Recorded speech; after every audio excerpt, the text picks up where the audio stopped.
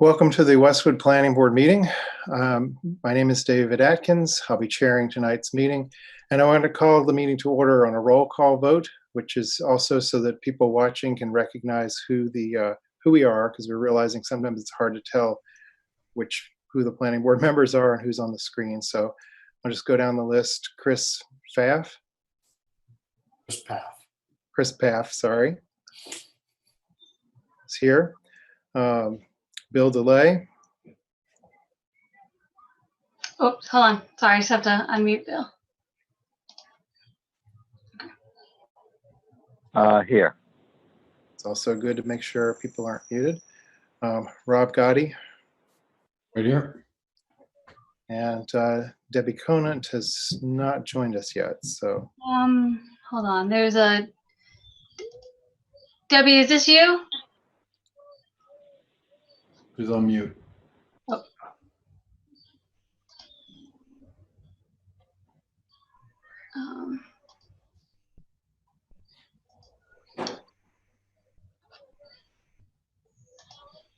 Not. I tried to unmute. Yeah, it's not.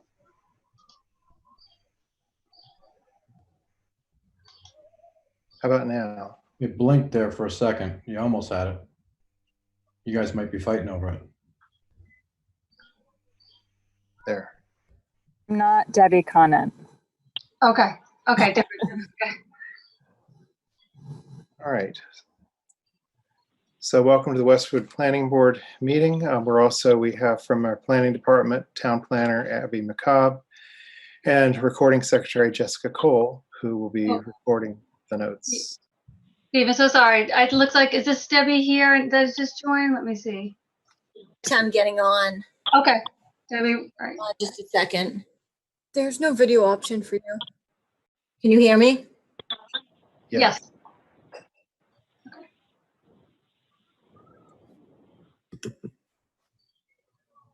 thank you.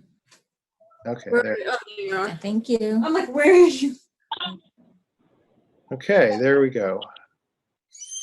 I was just starting the meeting off and going through a roll call vote, so Debbie Conant has joined us, and that means our board is all here. So all of these meetings are video recorded by Westwood Media Center. If anyone else wishes to record the meeting, please identify yourself, raise your hand, or leave a note in the Q&A area. Please turn off cell phone ringers and remain on mute while not speaking to assist with the clear audio. So it's also possible, board members, if you want to stay on mute and then press the space bar while you're talking, sometimes that's helpful if you have background noise and stuff, or you can just stay open if it's pretty quiet around you. So the meeting will be civil and all people will be treated respectfully. The format of the meeting will be that the chair will announce the agenda item. An applicant will introduce themselves and their team members, and then they'll present to the board. And we're going to try to typically a 5 to 10 minute presentation from the applicant. Then we'll hear from any staff members, any of the town planner, any peer review consultants who will have comments to add. And then the board will have questions and comments and to ask questions of the applicant. Then in the case of a public hearing, we will have public comments. And so at that point, the public will have a couple of ways to do this. They can ask questions in the Q&A if you're more comfortable typing the question there, or we can recognize and activate your audio to ask the question directly.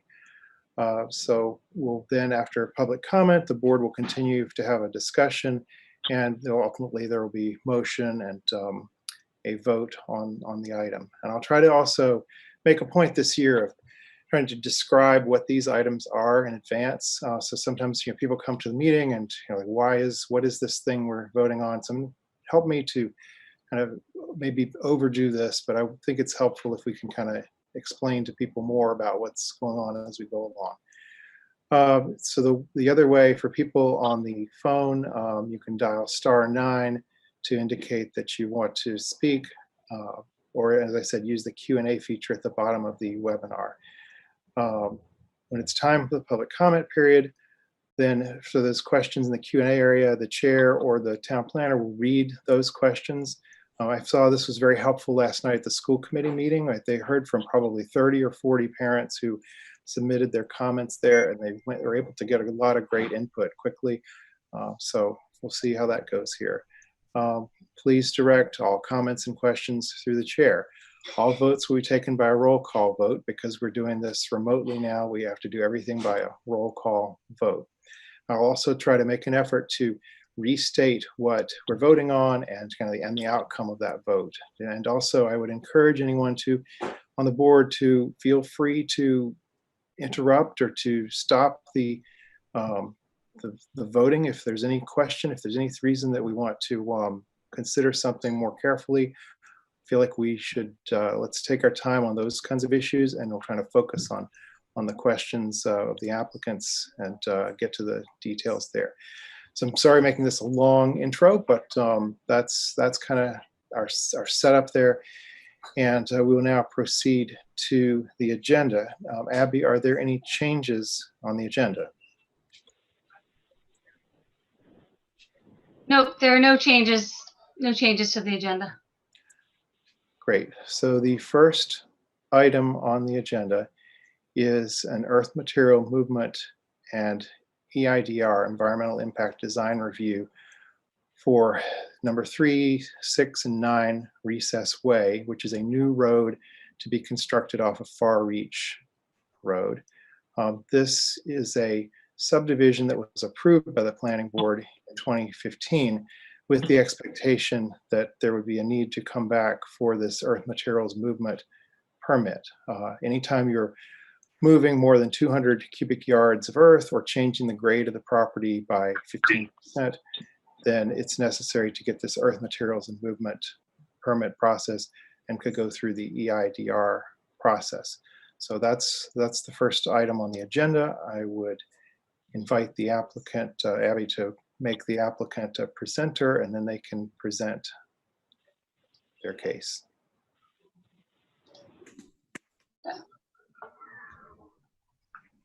Sure. Good evening, members of the board. My name is Jeff Murphy. I'm a civil engineer with Beals and Thomas, here on behalf of the applicant, Old Grove Partners LLC, here for this earth material movements permit. I guess, would you like me to share my screen and kind of just run through the slides here that you had put together, Abby? Sure, I'll pull them up. I have it ready to go. So let me just pull that up. Yep. I think that would work well. Okay.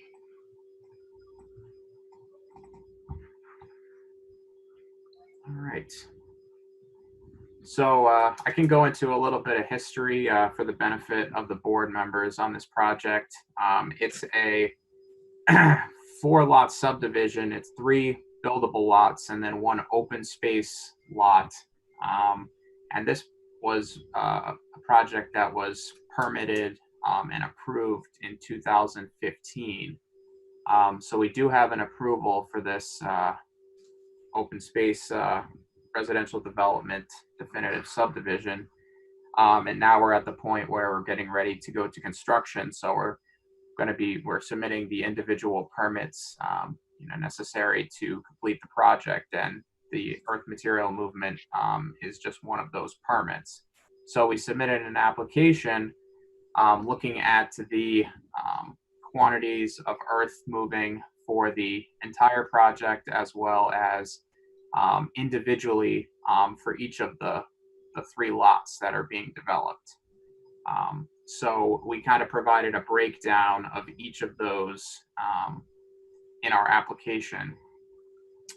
And I can certainly go through each one of those. This is the site plan here that you're looking at. So as you'll see, Far Reach Road is on the left side of your screen here. The subdivision roadway will be constructed off of Far Reach Road. It's a circular kind of turnaround area here, and then we've got the 3 driveways coming off of it. Lot 1 is the lot that's directly east or to the right of the circle. Lot 2 is the one that's the farthest east over to the right side of your screen, and then lot 3 is the one up by Far Reach Road.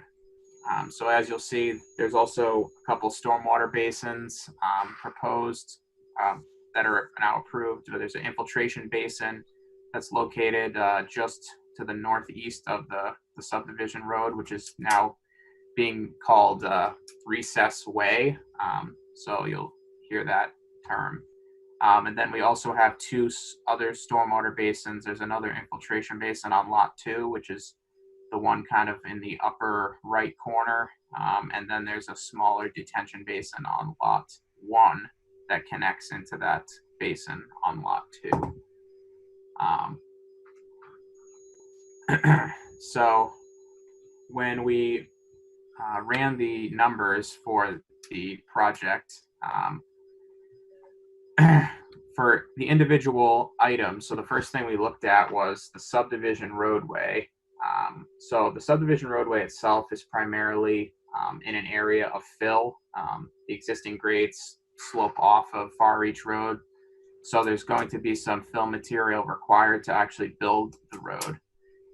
And the net import required for that, which is exclusive of the gravel import that will be needed for the sub base for the roadway, is about 1,500 yards of net import as shown on this table here. The overall project net table, which is above that, which I'll kind of jump back to that.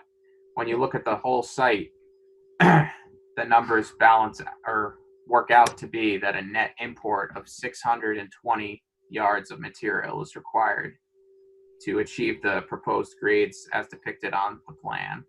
And then 820 cubic yards of gravel import is required for the base material for the subdivision road, the driveways, as well as each of the individual house footprint slabs and various patios and walkways. So we've attempted to kind of simplify it down to that. And then for each of the individual lots, we have lot 1 has a net cut of about 2,750-ish yards. And again, the gravel imports, we broke it down per lot. So the story is that, you know, we have to basically bring in some material from offsite to get us to where we need to be, but we also have some material that we're going to be generating from on-site. So lot 1 is primarily a cut, and then there's a net cut as well on lot 2. So those that material will be used to achieve the grades proposed for the subdivision road, as well as for the house footprint area for lot 2. So that's what we're requesting approval for tonight, is the approval to import 620 yards of material, as well as the 820 yards of gravel specifically for the roadway base material. That being said, does anyone from the board have any questions specifically on the application? I'll ask a question from the comments about where will the vehicles be parked during the construction. So someone in the comments had asked if they would like assurances. We would like assurances from the applicant that all trucks and machinery will be kept on Recess Road and not on Far Reach. This is a safety issue for kids getting on and off buses and traffic in the neighborhood. Sure. So I guess it's my understanding that, you know, the first thing that's going to happen is we have a kind of a phase 1 area set to be staked out and cleared, which is basically for the road itself, so that they can kind of get that area established. So the area for the subdivision road, you know, would be kind of the first thing that they need to get established, and that would certainly open things up to be able to, you know, keep vehicle and equipment on there within the site and not on the street. And we have a proposed, you know, tracking pad to make sure that we're not tracking sediment into the street as well. And Abby, you've reviewed the conditions with the applicant. So when we get to that part, we'll go through all those conditions, discuss them. Are there other board members with questions? Yeah, I thought this was going to be on Westwood Media Center. The, the meeting? Yes. We should be live on Western Media. No, you're streaming live on Westwood Media's YouTube. Oh. It'll be posted to Westwood Media's site tomorrow, but it's on their YouTube channel streaming live right now, Bill. Oh, it's on YouTube. Okay. Okay. That's fine. I can't see it. Abby, this needs to be discussed by Conservation. Yes, the project still needs Conservation Commission review and approval as well. The applicant, I think in their comments said that they're working on filing that application. Also, Fire Department and Water Department had some questions and comments, and they want to make sure they review the full utility plans when those come forward.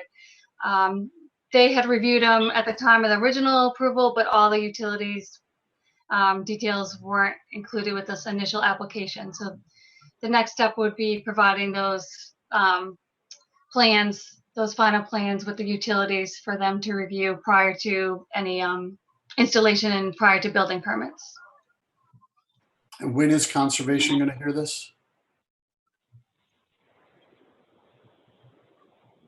So we still have not filed the notices of intent. So my understanding is that we're going to be filing a notice of intent for the work for lots 2 and 3, as portions of those lots are within the buffer zone. So we will be filing notice of intent for that, as also to cover the work that's going on for lot 1, which is located entirely outside the buffer zone.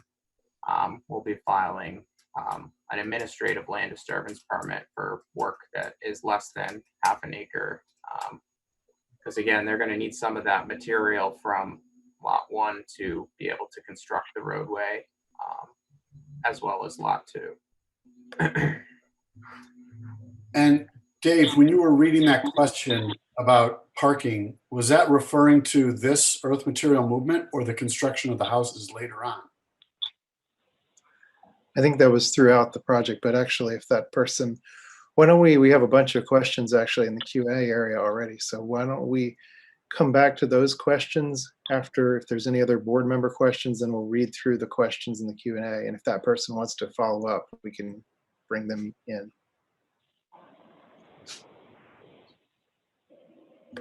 All right, actually, so if there's no other. I'm sorry, Dave, do you want to read the questions in the Q&A? We have 4 questions from.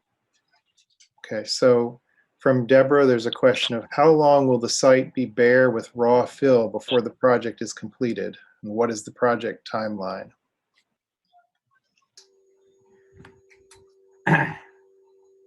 Yep. So also here with me this evening from the applicant, Mark Joyce, as well as John Joyce. They might be able to speak to the specifics of the timeframes that we're talking about for the project. So I'd like to let them answer that question if they're able to be unmuted.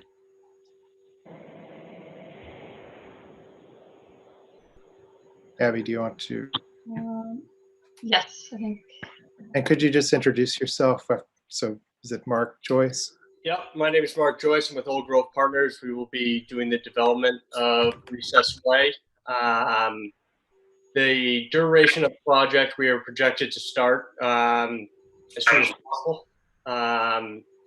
Actually, one of the homes is going to be John Joyce's house. He is also on the call, and he is going to be doing construction as soon as possible. All right, thank you. There's a question. Are there any other board member questions? Okay, the next question is there any way to move the entrance of Recess Way? We are right across the street and it seems as if the curb cut of the road is right in front of our driveway. So I don't know if you want to let me, I mean, the short answer is no. It's an approved subdivision, so the roadway is going to be constructed per approval at its current location. If I remember right, I think there was recently a house built, so that house may have been built after this decision. So I don't know how the driveways may not line up, or the road and the driveway. But I believe a house just got built on Far Reach. Is that correct, Jeff? You know? I'm not sure of the location of any new houses specifically. That is correct. It's directly, it's John Joyce here. It's directly across the street. I don't know if the driveways match up, but yes, there was a new home that went in probably about a year ago. Yeah, so after the 2015 Correct. approval. Yes. Okay, let's see. There's a question from Barbara Waterhouse. Is there access from Far Reach Road to the open space behind the new subdivision? Back in 2015, there was an understanding that there would be an access pathway from Far Reach close to number 108 Far Reach beside lot number 3.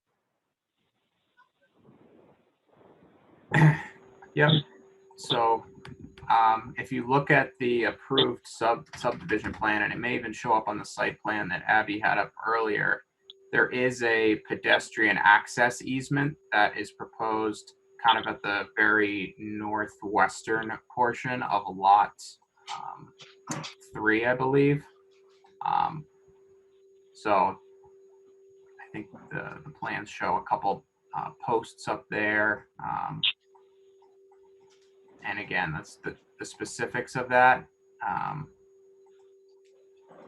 not You have too- that. Yep. You have that plan, Abby, that you could Yes. share the screen quickly. I'll just pull to it up. pull up? Yeah, and that's correct. There's the open space parcel. It's the 4th parcel in the back, and the planning board's approval included an easement trail to go from Far Reach Road to the open space parcel.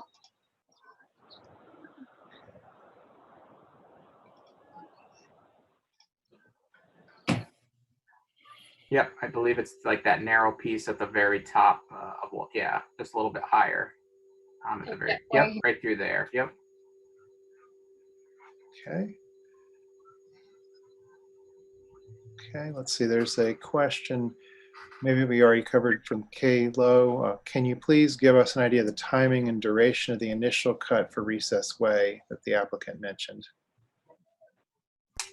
It's the same answer. We're going to be clearing trees as soon as possible, and 2 of the homes have been designed already, and I'm one of the homeowners. The other homeowner we will close with on another lot, so we're going to be building these 3 probably consecutively, 1, 2, 3, which to me could be a 2.5 to 3 year process max.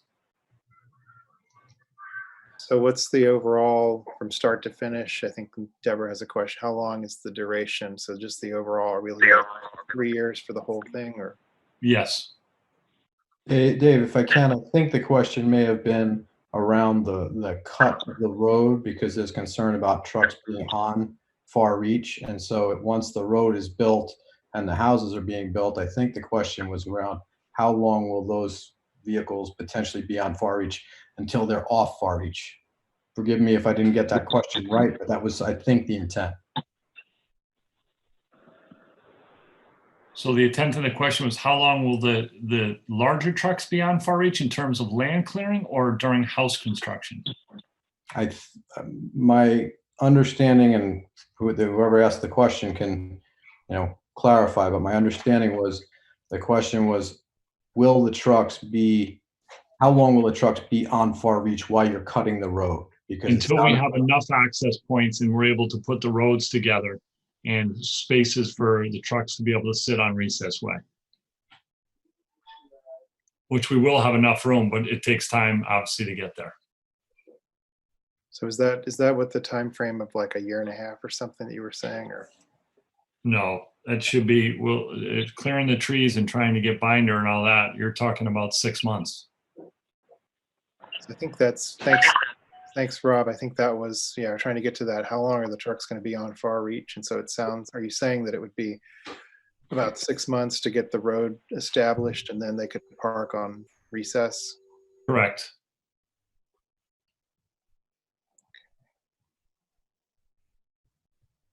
Okay, are there additional questions from anyone? Abby, did we have anybody calling in trying to? Nope, I don't see, but if we just reiterate, if there's anyone else that has a question, you can type it into the Q&A, or you can raise your hand in the Zoom feature. And if you're on the phone, you can press *9 to raise your hand. And There is another question about the construction hours, and I think there's a condition for that, but Abby, you can just, what are the construction hours? okay, we have a general bylaw about construction. So the planning board typically has a condition of approval with that condition specifically in it. And that's the town bylaws allow 7 a.m. to 7 p.m. Monday through Saturday, and then noon to 7 p.m. on Sundays. Okay, there's a question from Tom Philbin. If Far Reach is repaved, will there be a moratorium for cuts in the road for utilities?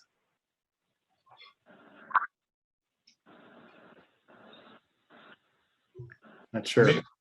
That typically is Far Reach scheduled to be paid, but typically there is a 5-year moratorium with when a road is paved. That's if the whole road, if the road were damaged and then repaired and that repaving, there wouldn't be a moratorium. It would just be a repair. And that's not a scheduled repavement, right? I mean, we're not the DPW. We're not here to talk about repaving of the road, except for repairing what may have happened. Right. And in the one of the suggested conditions for the planning board is if there's any damage to the road, that the applicant is responsible for repairing those fixes after approval from the Public Works Department. So Abby, is it correct then to say that this project is not going to trigger a moratorium on cuts? No, that's if the whole road is repaved by the town.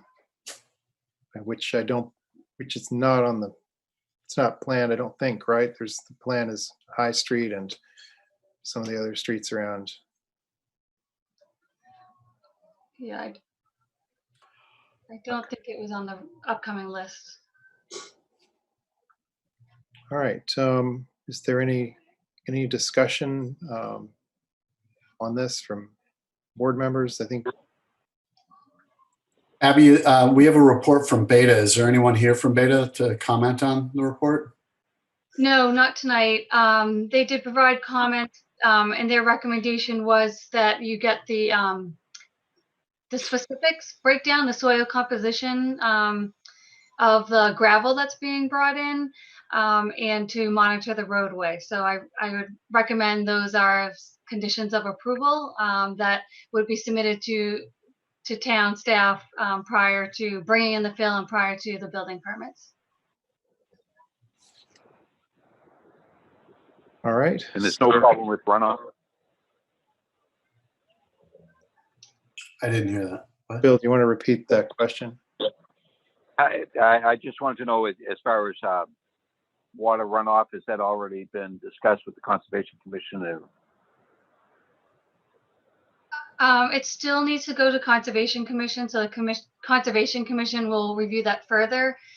We had the initial review from Beta Group, reviewed the project with the plans that were provided and didn't anticipate any issues. The project does include, I think it has some roof drains draining in and then infiltrating and collecting the stormwater from each of the houses. And then also there's the basins, and that the overall project was reviewed, the full stormwater report, during the 2015 subdivision approval.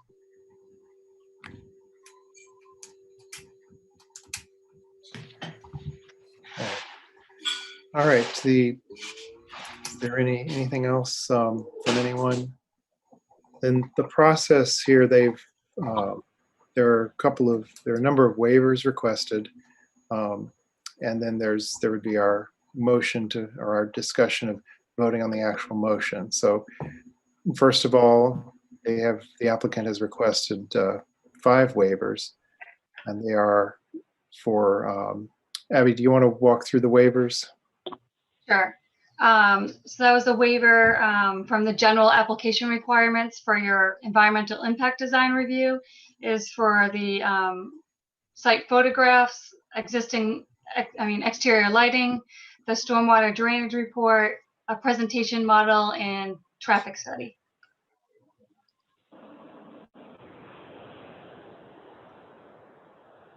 So is there any discussion of the granting of the waivers or any questions board members might have? The project was originally approved before, I think Mr. Paff was the only one on this board at the time it was approved, but do you have anything to add or? No. No. So if there's no discussion of that, I would invite someone to make a motion to grant the waivers with a reason for why we're granting the waivers. With a reason? I'll make a motion that we approve, that this board approve the request for the waivers listed by the town planner just previously. I guess with the reason that they are not necessary and germane to this earth material movement. Mr. Paff has made a motion. Is there a second? I'll second that.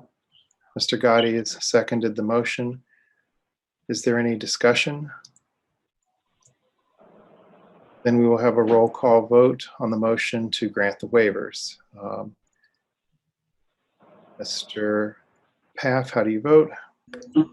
Yes. Ms. Conant? Yes. Mr. DeLay? Abstain. Mr. Gotti? Yes. And the chair votes yes as well. So the motion to grant the waivers passes with 4 in favor and 1 abstention. The next I would think we should discuss the conditions that would be a part of the motion for approving this. Abby, if you want to walk through those conditions. Okay. And Dave, when you get a chance, do you want me, it looks like there's someone that still has their hand raised from the public. There may have been one more question that we didn't get to. Yes, Mr. Philbin, I see you have your hand raised. Do you want me just to unmute you and? This my question was, have the homes been reviewed by the High Ridge Design Board and have they been approved? And it is my understanding that Far Beach Road is on the repaving schedule over the next year to be totally repaved. And if that was so, there'd be a moratorium that would affect any utility hookups, electric or gas, or not gas, but electric or whatever or sewer might be planned. That needs to be checked on and coordinated. Okay, then I'd recommend for the applicant to contact Public Works Department right away to try to get those utilities in before the repaving, because then there would be a moratorium. Okay. Thank you, Mr. Philbin. So that's more of a concern for the applicant, right? I mean, that's if they go and pave it, then we should make sure that that's coordinated. Do we have any knowledge what it's the High Ridge Design Board? Is that a local or Far Reach Road organization? Anyone? Yeah, I can address that. It's in the deed to build within the High Ridge community. Your home is supposed to be reviewed by the design board and approved in terms of the the design, architecture, and so forth has to be consistent. And that's a requirement of anything that's built here. The new home went through that design review, and every home that's been built here had to go through it as well. So I'm asking if these 3 homes have been reviewed or not. I mean, it's been a while that they could have been. No, Well, because, sorry. because they're just designed in terms of number 2 is just finished design. Number 1 is just finishing design. So they were approved as in location, but not as in, aesthetically. So if we have to bring those to the High Ridge board, then that's what we'll do. And that's usually a requirement of just about every home that's been built in here. It's not necessarily problematic, but it is. Yes. It is needs to be done. So, Mr. Joyce, you're aware of this? Yes. Okay. Because the planning board does not get involved in Correct. the architectural aspects Yep. of these homes. Is there a reason should that be a condition, or it sounds like the applicant is aware of this and agreeing to this? Are we something we should capture in a condition, or is it something we would leave? It doesn't seem to me to be part of an earth material movement application. I mean, I think it should have been a part of, there was the original approval. If at all, and that I don't recall there being any discussion on any involvement in the planning board with regard to how these houses were going to look. I think that's a private matter, perhaps with the applicant and the organization that was referred to, the High Ridge Design Board, who seems to have some jurisdiction over that land. Abby, you want to go ahead and? Yeah, I'll just add that you did review, some elevations and, during the 2015 review, because this is an open space residential development subdivision. So you did review some preliminary designs. So I would just recommend that the design still be consistent with that. So the applicant, if there's any major changes, it may need to come back. So if there's any kind of change, we should get a copy in writing. So if it's something very minor with the design and still overall consistent with what you reviewed in 2015, then those are just the details that I review when those kind of things come in for the building department. But if there are major changes, it may trigger a minor modification or a modification with you before the planning board. So we could just make sure we have that condition in here, that if there's any changes to the plans that should be submitted in writing to the planning board for prior approval prior to. Okay. Mr. Philbin, you still have your hand raised. Do you want to say something else, or? No, I'm just saying if that's, as long as it's submitted to design board, I don't perceive necessarily any problem with the review. It's usually, again, minor things that might come up, or there was a totally different design that's inconsistent with the neighborhood. That would be the only time there'd be any kind of objection raised. All right, Abby, could you display the conditions on the screen just so we are familiar with what's? Yeah.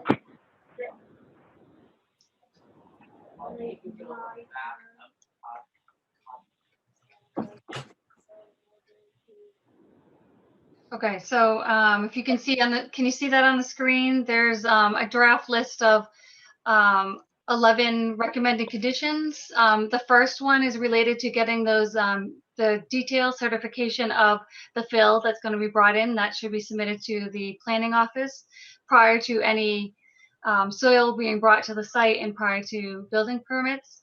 And that should confirm that the material is clean and doesn't have any hazardous material. The second condition is related to showing all the utility and design details on the final plan submitted that go forward to the building.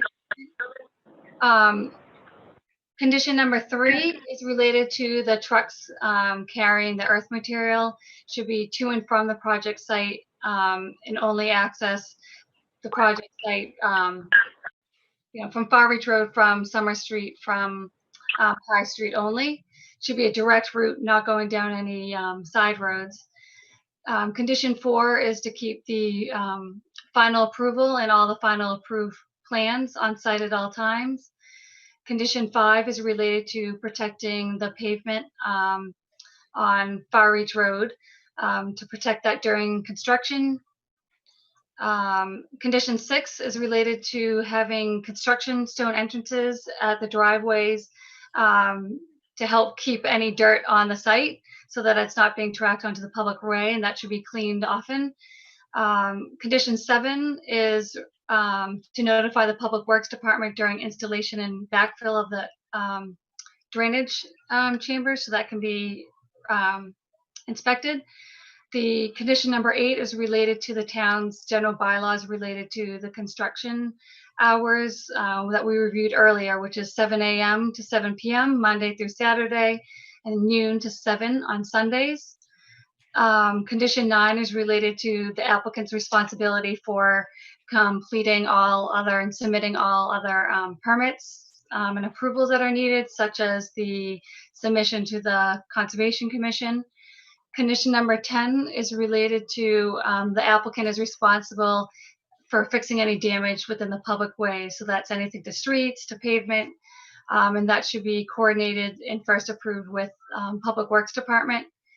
Condition 11 is keeping the decision and plans on site at all times. And then I would add that condition 12 that we just mentioned, that if there's any changes, that should be submitted in writing to the planning office for review and approval. And if it's a modification that needs to go to the planning board, that would first need to go to the planning board. All right, thank you, Abby, for the conditions. Is there anyone who would like to make a motion?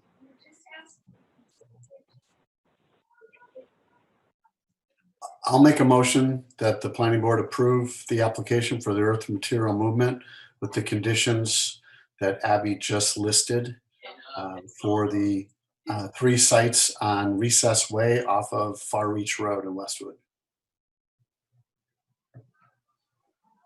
Thank you. Mr. Paff made a motion. Is there a second? Second that. Mr. Gotti seconded that motion. Is there any further discussion?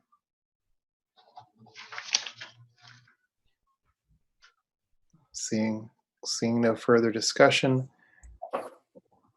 we'll have a roll call vote. Start with Mr. Paff. Yes. Ms. Conant. Yes. Was that a yes? Yes. Yes. Mr. Gotti Yes. and Mr. DeLay, Abstain? and the chair votes yes. So the motion is passed. 4 votes in favor, 1 abstention. That means the EIDR and the earth materials movement permit is granted with these conditions. And this is a public hearing, so we need to close the public hearing. Is there a motion to close the public hearing? I'll make a motion to close the public hearing. Mr. Gotti moves to close the public hearing. Is there a second? I'll second it. Mr. Paff seconds it. And we will vote by roll call. Mr. Paff, or is there any discussion? No. Mr. Paff, Yes. Mr. Gotti, Yes. Mr. DeLay,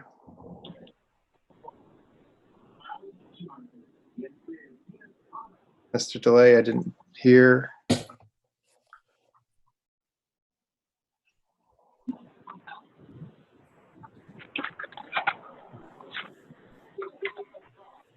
So, Mr. DeLay, is that an abstention, or did I just not hear you? Abstain. Abstain. And Ms. Conant? Yes. Yes, and the chair votes yes. So the public hearing is closed by 4 in favor, 1 abstention. All right, thank you. Thank you to the applicant, and we will move on to the next agenda item. Thank you, board. Thank you. Thank you. Good luck. Thank you. Okay, the next item on the agenda is a continued public hearing on the open space and recreation plan. Abby, do you want to give a brief history of this? But basically, we'll have an opportunity for additional public comment on this, board members, and then I believe the action item here is to recommend it be sent to the MAPC with some additional edits that have been done. But Abby, why don't you summarize? Sure. In 2018, a subcommittee was created. It was a planning committee, the Open Space and Recreation Planning Committee, that had 22, total of 22 members on that committee. They had representatives from various committees. We had some Conservation Commission members. We had 2 planning board members. At the time, it was Steve Olenoff and Brian Gorman. We had a Conservation, Recreation Commission, a member from the Land Trust, School Committee, and staff members were ex officio members, but they worked throughout 2018. They met regularly, at least monthly they met. They had a vision session, a survey, and they worked with a consultant to put together an updated open space and recreation plan. The town's last one was from the year 2000. So they prepared a whole new plan, bringing it up to date to 2018, where there was an inventory about all town land, open space and recreation land. And then, so it looks at all the properties, existing parcels, and then makes recommendations related to open space and recreation activities. That committee met at the end of November and voted to forward it on to you, the planning board. The planning board at your December 2018 meeting held a public hearing and opened a public hearing to review the draft then 2018 open space and recreation plan. You reviewed it through the end of February. You had 4 public hearings on that. You took additional comments, you made some further edits, and then ultimately the planning board voted to approve that in February 2019. And the next step was to then submit that to the state. The state reviewed the plan, and last July they issued a letter of approval. It was a conditional approval, and they did ask for some more information to be added to the plan. It wasn't anything substantive, but they did ask for some more information related to properties, some existing conditions, some of there's strict requirements in what goes into these open space plans. But if you recall, at your May meeting, we did work with the consultant to provide an updated response, an updated draft to you. So you reviewed that at your just past May, I think it was May 26th meeting. And the last 2 comments from the state were to also seek the review letter and comment letter from the MAPC, that's the Metro Area Planning Council. So we sent that to them after your May meeting, and they did submit a letter back to you last week, and their only comments were to reference the Greater Boston Regional Plan. We have an existing one. It's called Metro Future, and right now they're currently updating a new one going up for another 30 years until 2050. It's a regional plan with goals and objectives for the entire Greater Boston region. So they asked that be specifically referenced in your plan. So you have a draft in your packet that was also posted to the website, a red line version that updates that information in your community settings in the background section. And then I also added into under goal 1, which is your general goal that was related to community character, that you should regularly be reviewing those, reviewing town's actions for consistency with the regional plan. And then they also noted in the letter that they were supportive of the plan's recommendation to consider the Community Preservation Act, that's the CPA. Your plan had referenced it as an action item to consider the CPA as a funding source.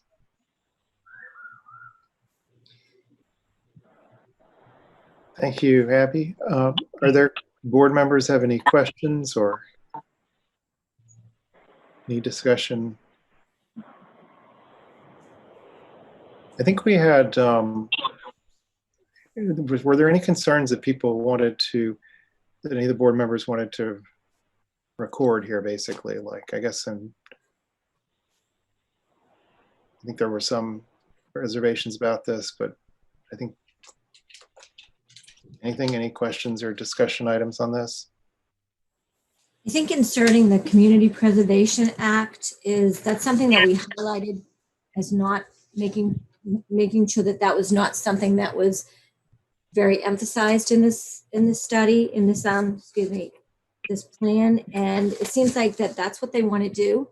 We're in unprecedented times right now, and we don't know what the funding is going to be. And we've seen a depreciation in the CPA over the years. And to stress that as being, one of the most important things to look into, we buy into these programs with the CPA, and then the funding is 1%, where the residents are stuck paying for those programs or recreation facilities. And I don't think that should be inserted in there. I haven't been a proponent of this plan due to the number of respondents that we've had. And I don't think it's a true reflection. So if that's the comments that you're looking for, then that's what I've stated all along. The CPA, if I read this letter, it seems like they were happy that we added it as a consideration for future funding.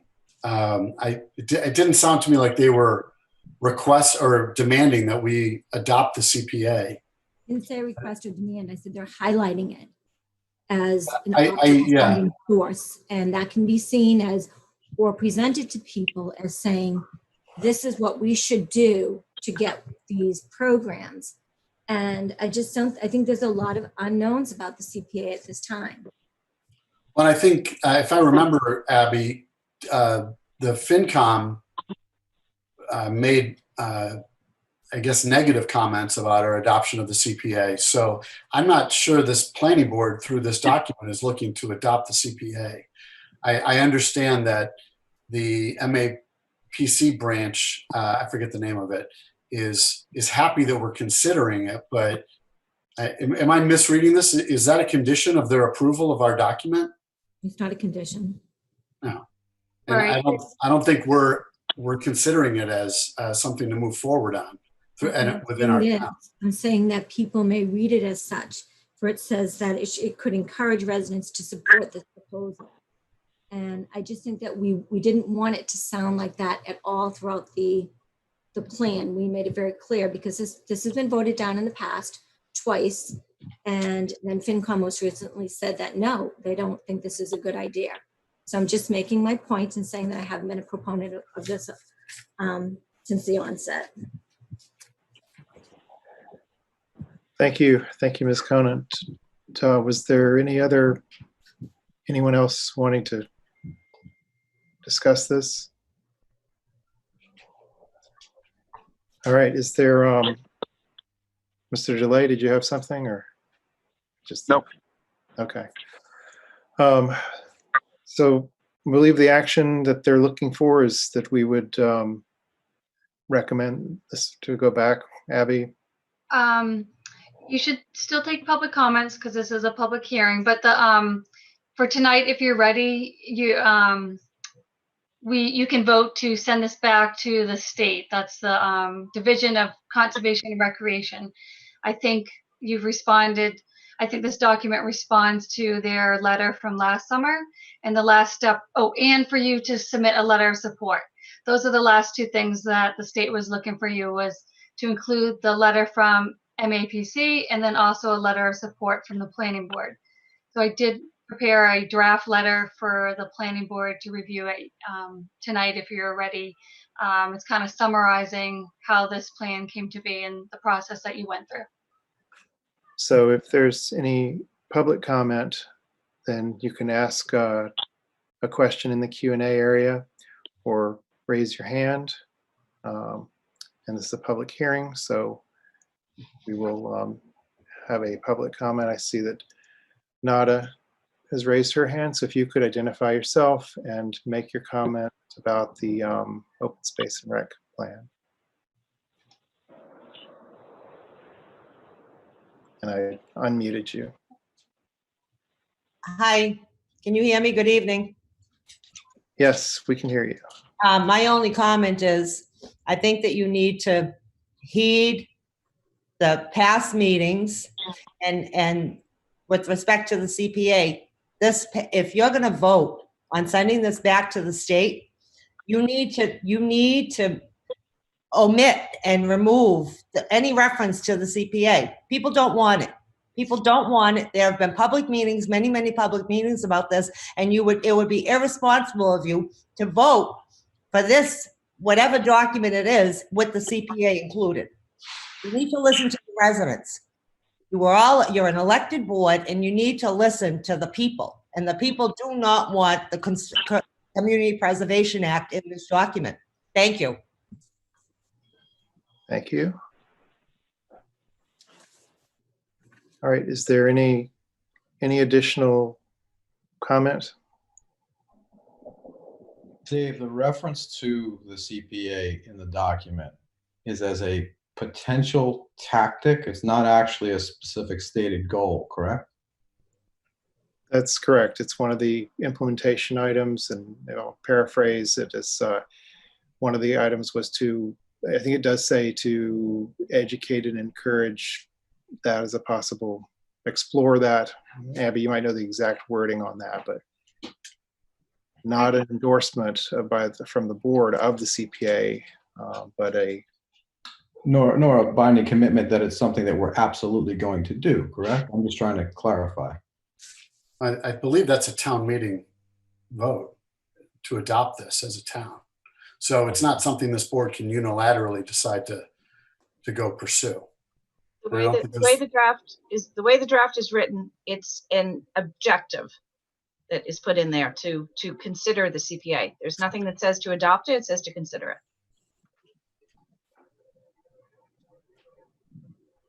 all right, is there, let's see. I see that Fran has raised her hand. So Fran, will you introduce yourself, and I'll recognize you.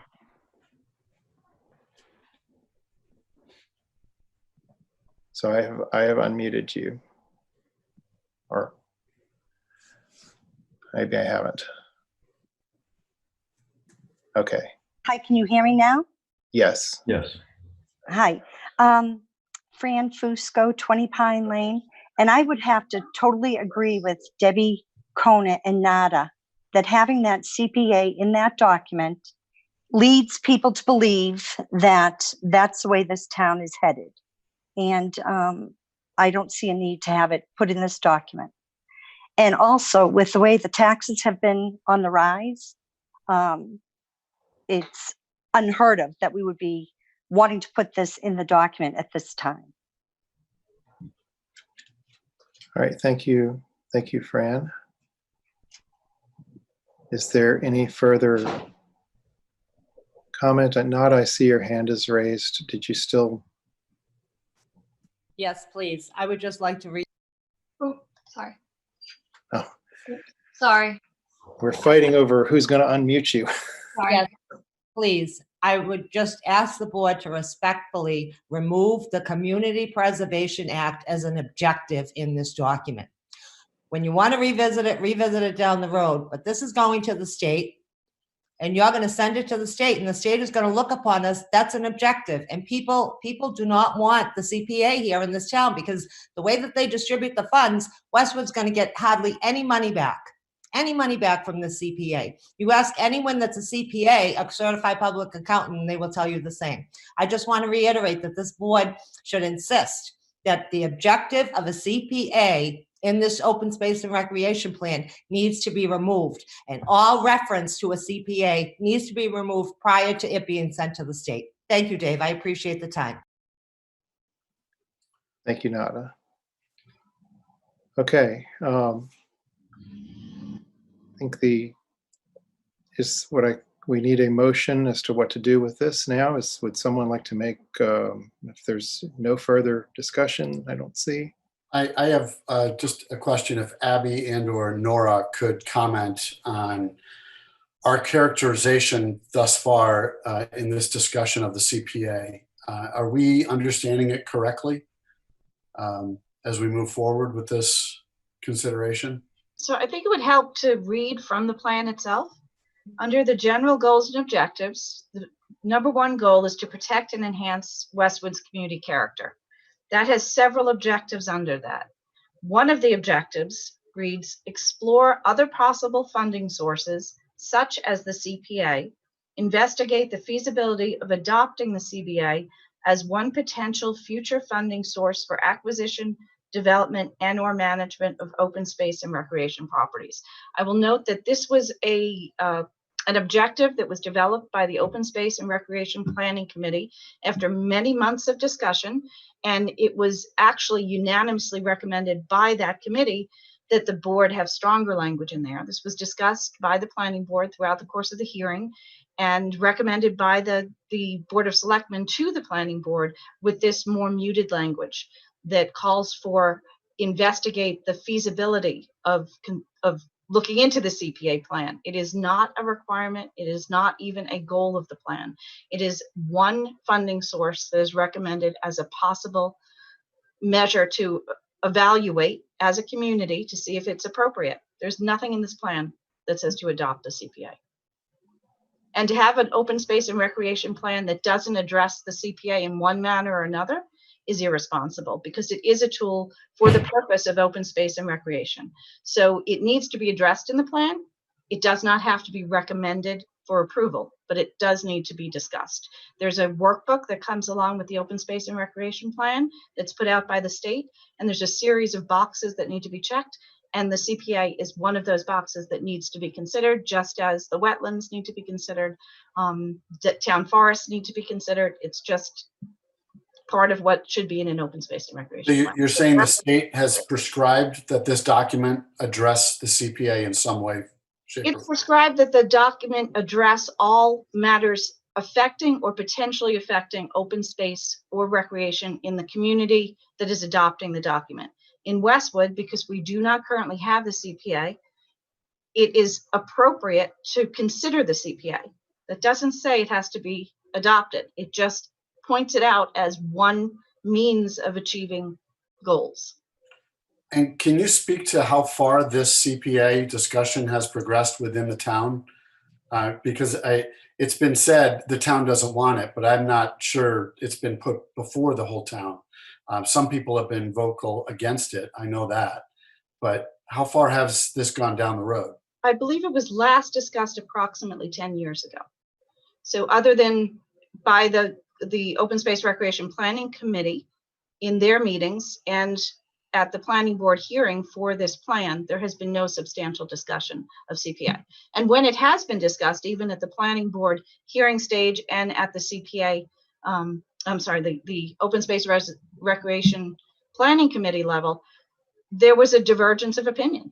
Most of the members of the planning committee, in fact, all of them, unanimously supported the CPA. That was not the case at other voices that came out at the hearing, and that was not the case among the Board of Selectmen. They considered that this should be a tool that would be considered. It should not be something that the plan says should be adopted. So the language was appropriately put in there to consider the CPA, not to adopt the CPA. And when you read it, you read the words, if I remember, such as, indicating it sounds like it's an example Right. It something says else to consider. explore, the first objective under the goal is to consider the process of identifying and protecting those places in town, such as open space, scenic, cultural, and natural features that are of special significance to the community. And then the second one is explore other possible funding sources, such as the CPA, other than what we currently use now, taxes. Investigate the feasibility of adopting the CPA as one possible future funding source for acquisition, development, and/or management of open space and recreation properties. So it's investigated as one potential funding source. Okay, thank you. And if that investigation yielded that it didn't make sense for the town wouldn't pass it. So again, Correct. Which would be fully consistent with the plan. correct. Okay, thank you. All right, would someone like to make a motion?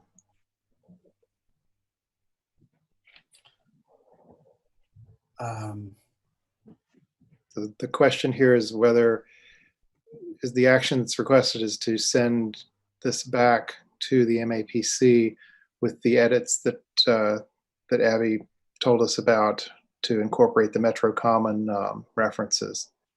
Does it need to include the letter of support, and do we need to have any discussion around the letter of support? Is that one or two motions? I'm not clear on that. Why don't we discuss the letter of support, and then if that's favorable, we would include that in the one motion. Abby, why don't you bring that up on the, it probably won't be very visible on, but it's helpful, I think, for us if we put on the screen and then we can look at it. Okay.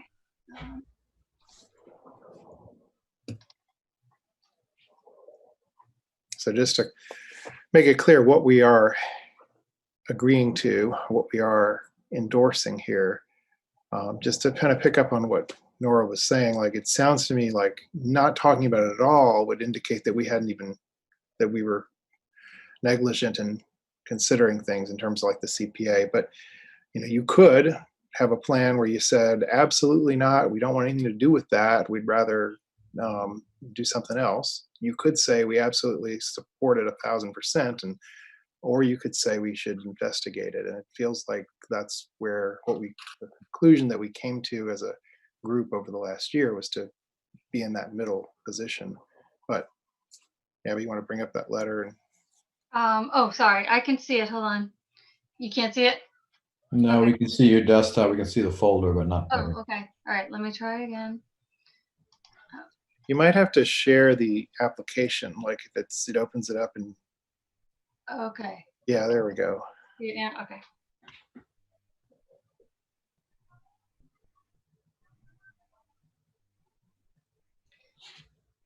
So it's not the MAPC that it goes back to, it's going back to the Division of Conservation and Recreation.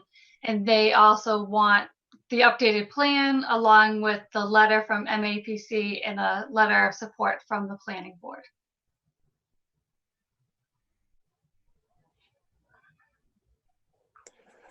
Are you guys able to read this? Or it's in the meeting materials too, right? Yeah, I read it this morning, Dave. I thought it was. Yeah, we have this. Are there any questions about the content of this letter?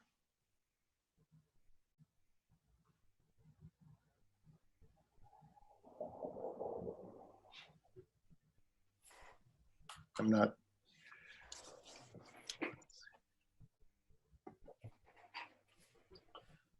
So I would entertain a motion about the letter and the plan and where it goes.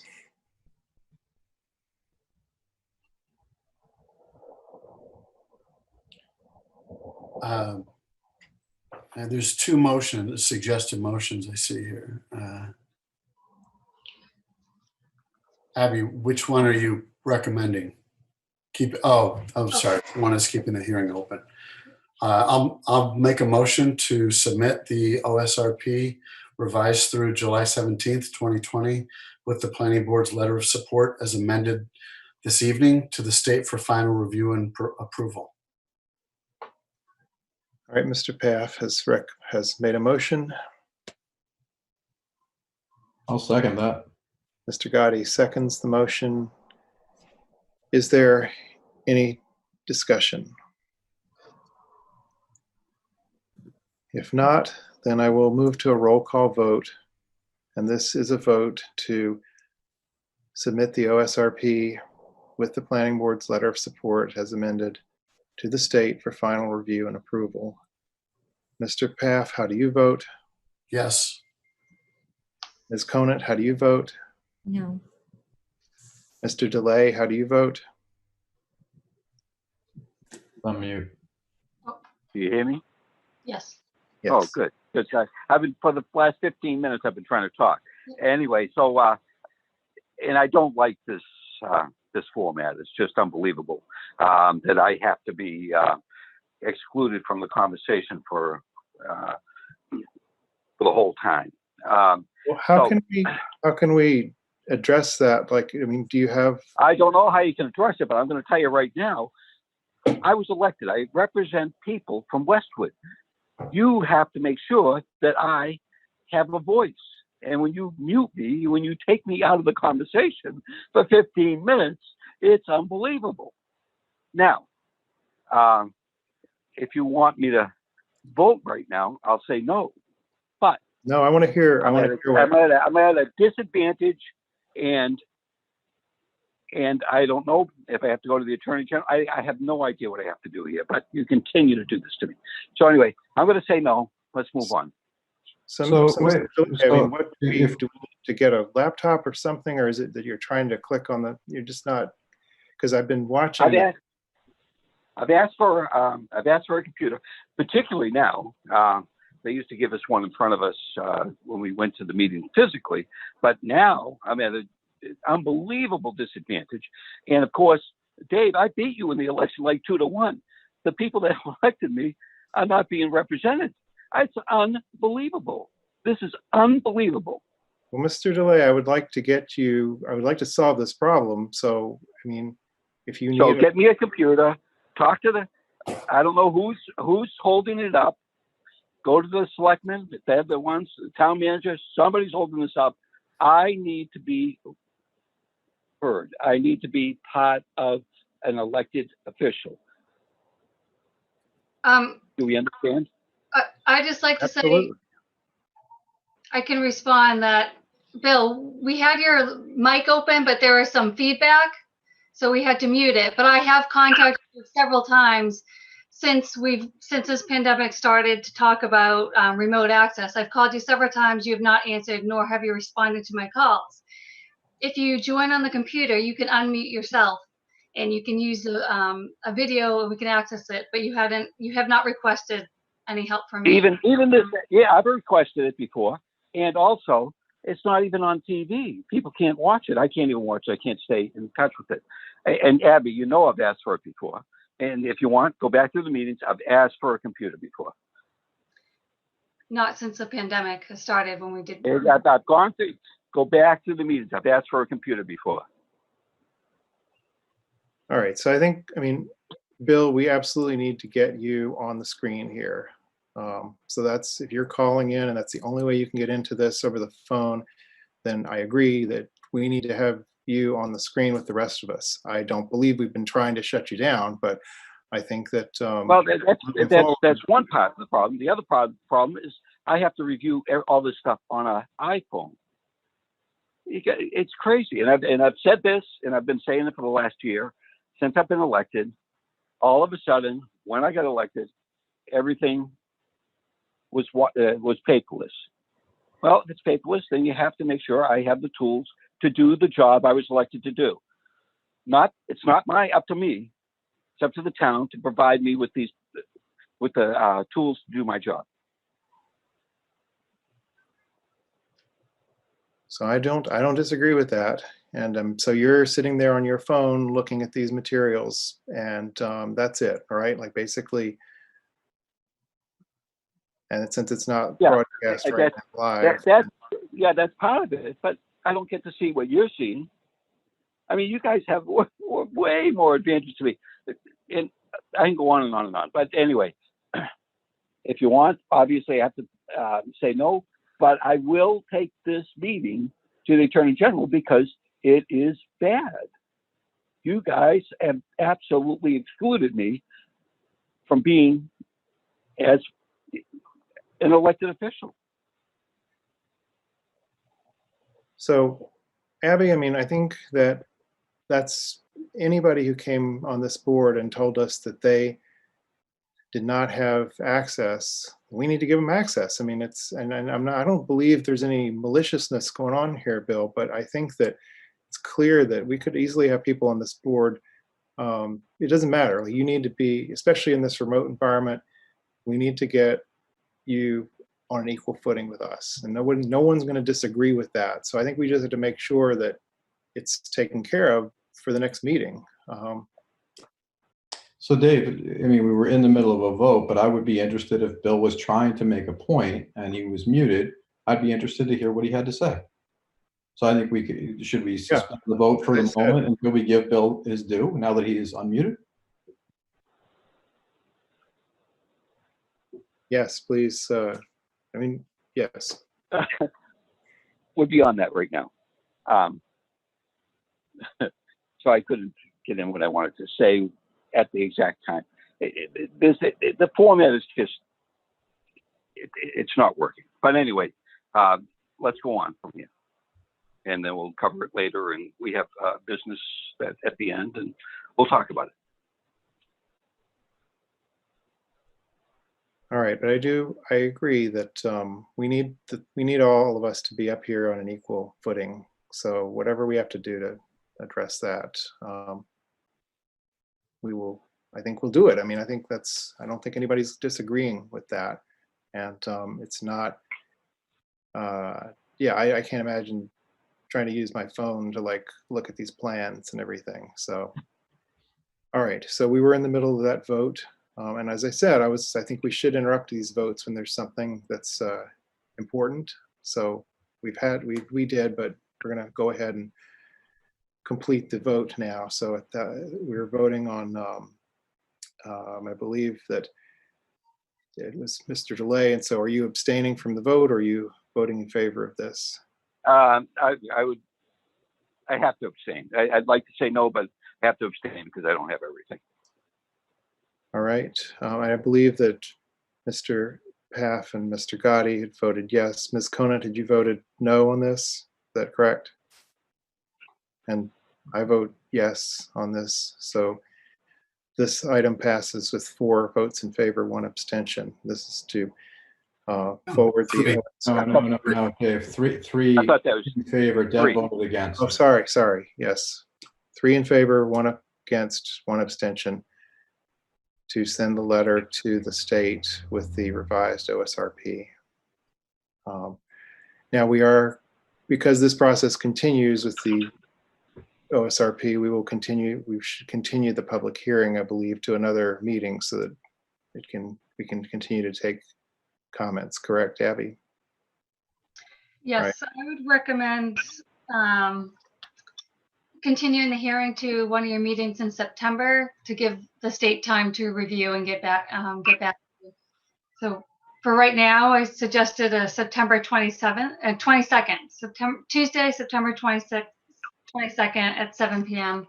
A remote meeting via Zoom. Has that date been accepted as a date for a planning board meeting yet?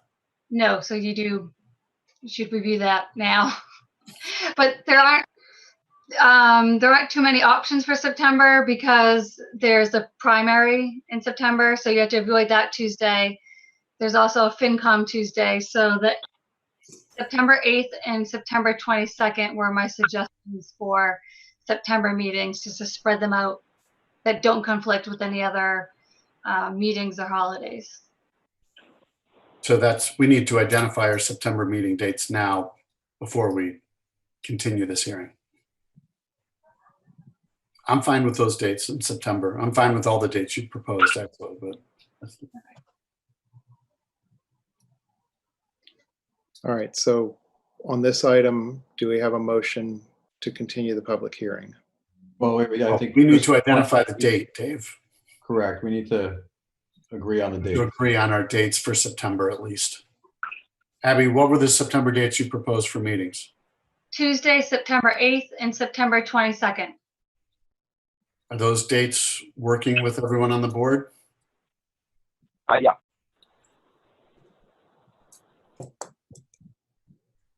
I'm fine with it, with I'm both those fine dates. with that. Either date is fine with me. Well, they would be meetings on both those dates. I think Gabby's proposing. Those are our 2 September dates. Right, I'm saying Okay. those Sorry. dates are. Bill, did you say that you were? Yeah, that's fine. Yeah, those are fine. So what I was suggesting was just someone make a motion and pick one of those dates, and then that's just. Okay. Well, I hadn't heard from Rob or Debbie as to whether or not they can make those dates. It worked for me.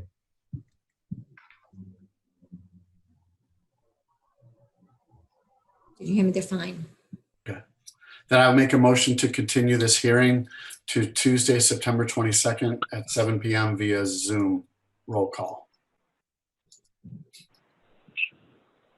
I'll Okay. second that.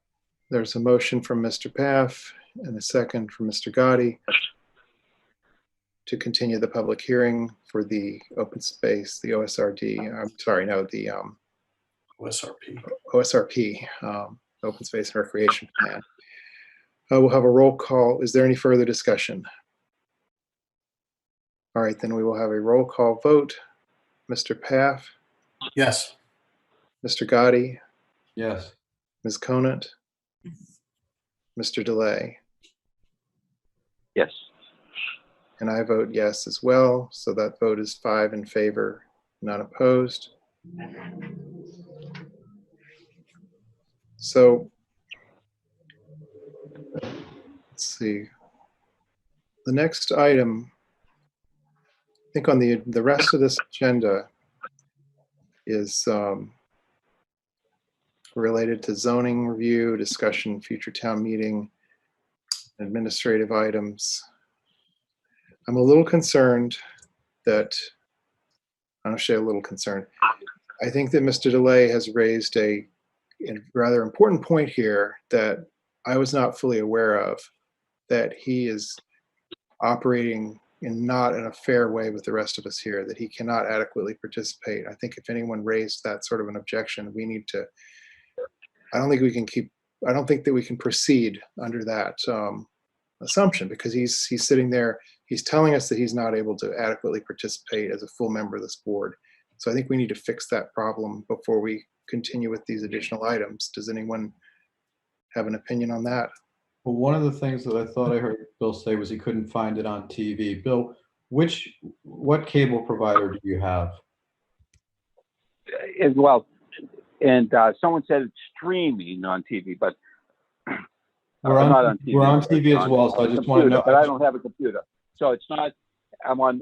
I've tried Westwood Media, and it's not there. So have you? Which channel are you on? What channel do you want me to be on? Who's your provider, Verizon or Comcast? I don't know if that makes a difference, but I think it's Comcast. So it's not going live. I'll tell you right now.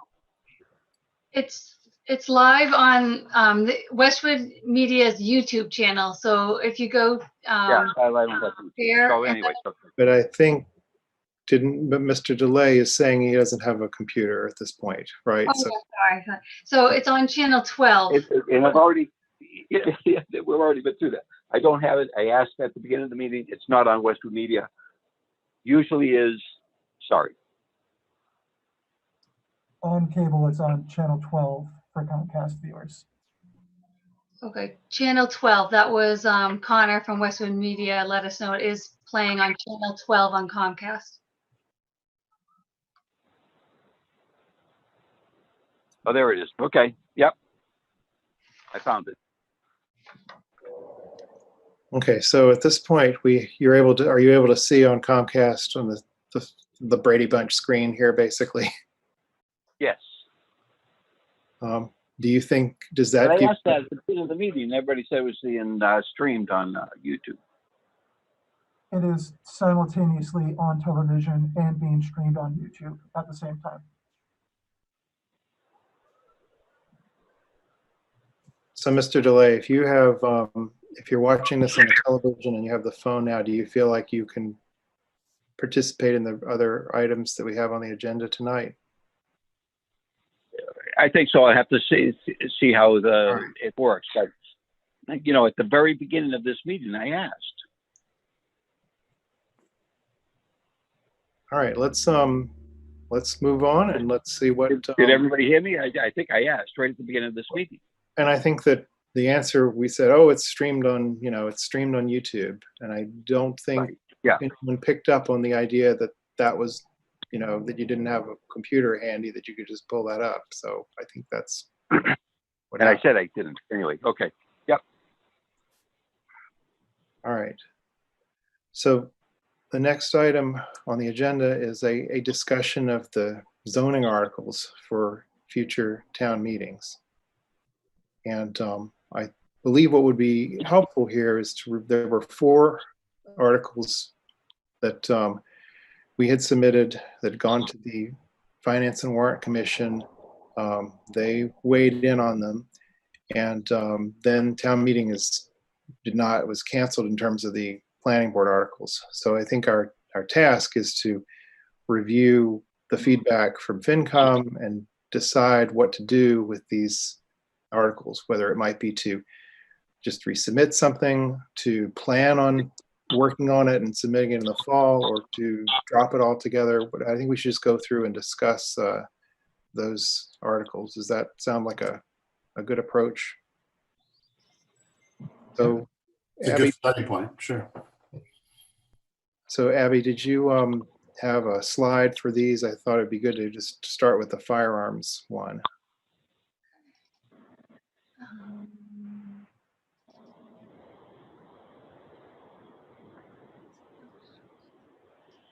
All right, hold on. I'm just pulling it up. Trying to.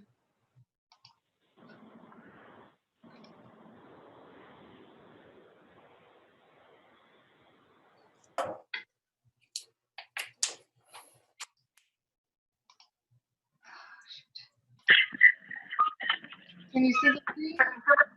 I'm sorry. Come on.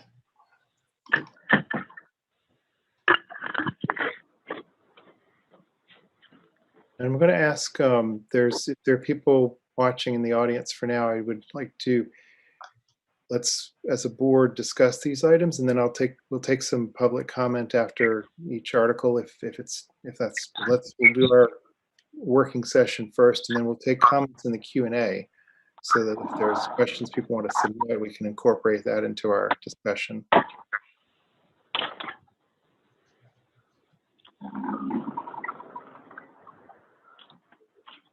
So for the first article, is there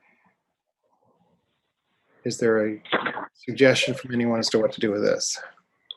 Dave, why don't you give a synopsis of what this essentially says? So Article 20 was zoning amendments relative to firearms, explosive sales. This was to amend the zoning bylaw to remove the existing defined use of firearms and explosive sales from local business district A and B. There was already a use defined, which was good, because in other towns it's not defined, and so it just falls under general retail. For us, we had a definition already, and it was open to the local business districts as well as the industrial district, and I think it was industrial office and industrial maybe, which includes the one location on University Ave where there is a police, it's more of a law enforcement store that sells mostly to law enforcement, but there is a gun store in Westwood, but it's on that University Ave. So the intention here, and I think what a lot of people supported, was the idea that to take these uses out of the local business district, that they weren't, that we would prefer other things to be in this Islington Center and the 109 Center area, that wanted to encourage other businesses that attracted more people and all that. So this was feeling like take it out of here because it was better suited to those other districts. So now we're not eliminating it from Westwood. We're simply saying where it cannot go. We're saying where it can go.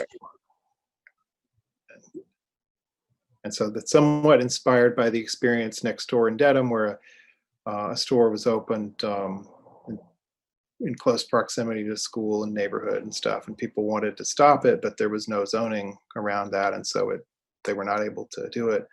We looked at this and considered what's the best place for it in Westwood. So Well, I think right now what we're looking for is some measure of where does the board stand on each of these things. And speaking for myself, I would say I'd be in favor of moving this along to a possible fall town meeting if Westwood has one.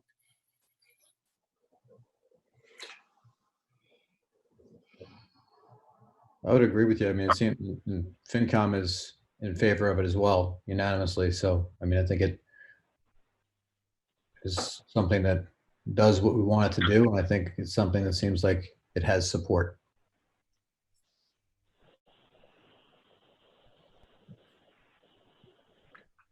would anyone, let's see if there's are there any comments? I'm just going to look and see if there's any comments in the Q&A. I'm not seeing any questions being asked there. Would someone like to make a motion to? Well, we haven't heard, is everyone in favor of moving this forward? I mean, we don't have to act on this right away, do we, Abby? No, you don't. I mean, you don't have to vote on it just yet to send to the warrant, but that's usually at your September 8th meeting where you should submit to the warrant. Yeah, I think a vote tonight might be a little premature on any or all of these. I think it might be better just to get a sense of which way the board members are leaning, I guess, at this point as to whether or not we continue to adopt this particular article or if they want to remove it. Or the other option is just do any of these need additional work. Changes, right. Right. I like it as it is, but we've only heard from Mr. Gotti and myself. I supported it last time, I support it now.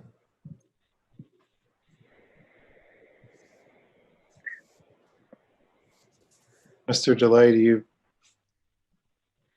Yeah, I mean, I was in favor of this from the beginning. So,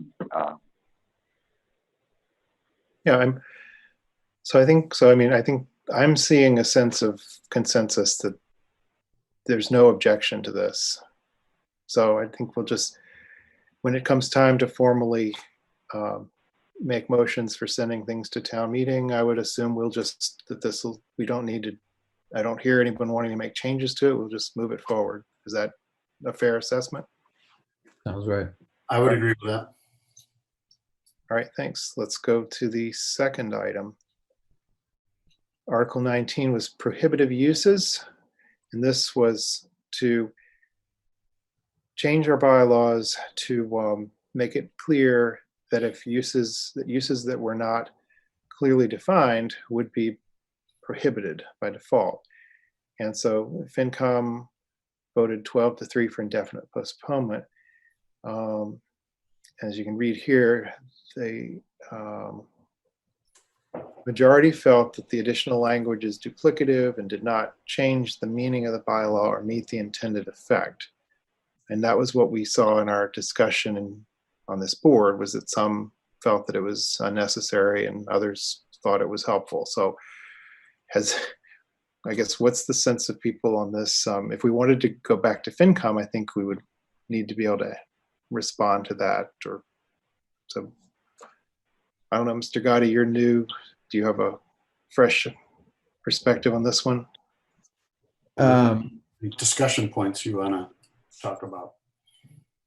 No, I think that this is something that, you know, if the FinCom was voting for indefinite postponement and they're making some recommendations, you know, this is not something, Abby, as I understand it, that we have to put forward for a fall town meeting. We can also look at it for a spring town meeting if we need the time to better address the language that FinCom was looking for, because you're going to need to submit something for our conversation the other day by September, right? So if we can't come to alignment in the next, 2 meetings, we won't have language to put forward.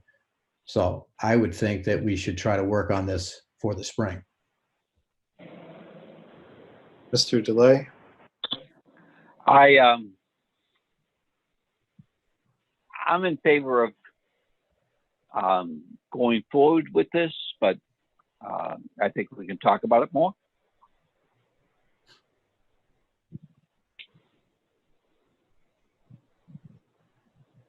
Ms. Conant, do you have thoughts on this one? I think that this is something that should be looked at, whether it be in fall or spring. It's apparent that the language we have isn't protective, as we've seen when we talked about the medical uses. So I think, it would behoove us to look at what other towns are using to see if there is a stronger language that we can use. But as I said, we don't give ourselves a lot of time to prepare these things. So it won't probably make it for the next town meeting. Just my opinion. All right. Mr. Paff, did you have anything additional?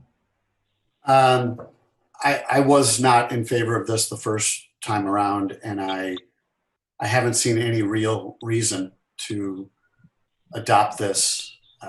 It seems like legislation that will not do anything to change our town. And the Joe Doyle, the building inspector, has said as much, that he thinks it's unnecessary language, and that we're fully protected with how we have things written as is. All right, so I think that it would take some work to get this to FinCom, but it sounds like there's definitely some interest in doing that. But so I guess it's probably not for fall, but if we had information about examples from other towns and all, we could pull into this, perhaps that might help to make it more, help sell it. So I guess we'll continue it as a thing to discuss. Right? Okay, shall we go on to the next, Mr. Delay? Yeah. The next one is. So renting of rooms by resident property owner. This is the zoning change to address short-term rentals. There was a lot of obviously interest in this, so I will just note what the FinCom had provided. A lot of their feedback here is that the added definitions not complete enough, nuisance concerns expressed regarding one location did not rise to the level of police involvement. FinCom did not believe it appropriate to impose a bylaw on the entire town to solve a specific neighborhood issue. No link between rental term restriction and the behaviors it's trying to address. FinCom expressed concern that this article would infringe upon owners' rights, and that more comprehensive research and analysis is needed to be performed before moving forward.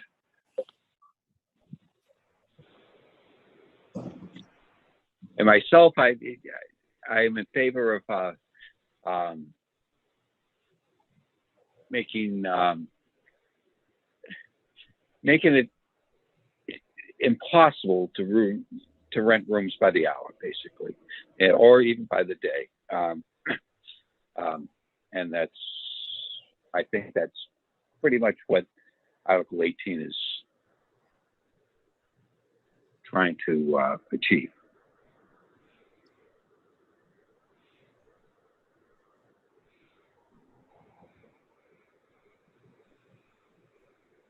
Other comments?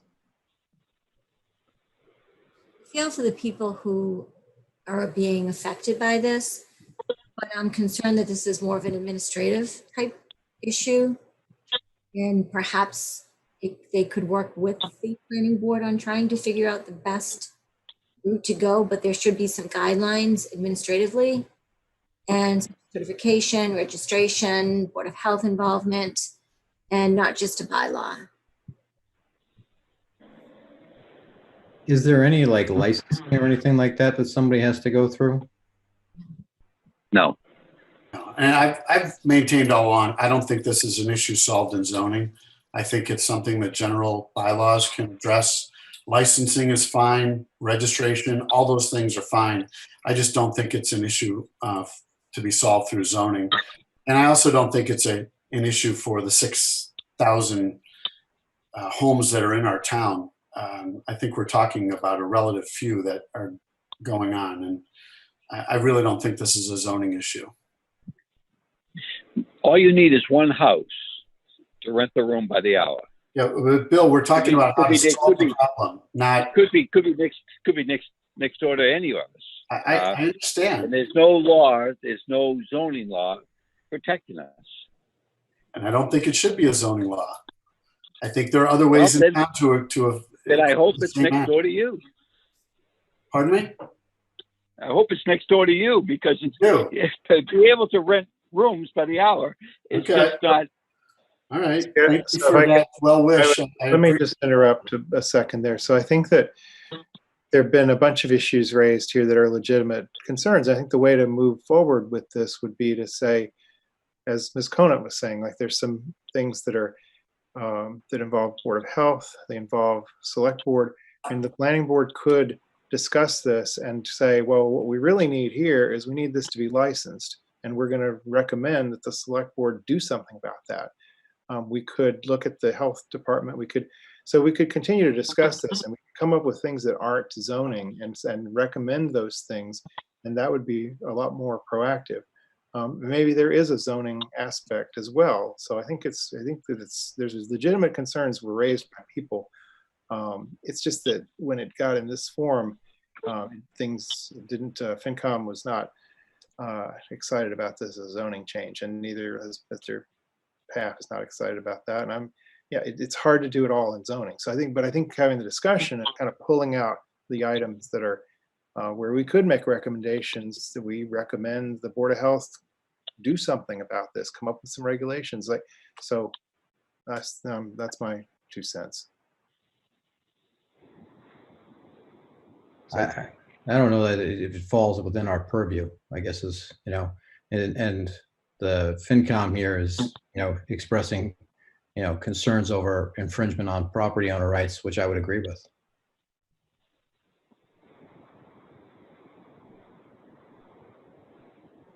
I get a sense of the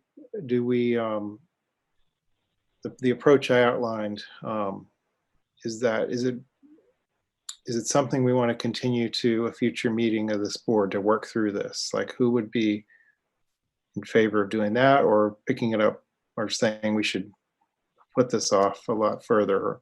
I just a sense of things. Who's in favor of moving forward on this? Why can't you leave it and then have the Board of Health weigh in, have the Select Board weigh in, and see what their response to this would be?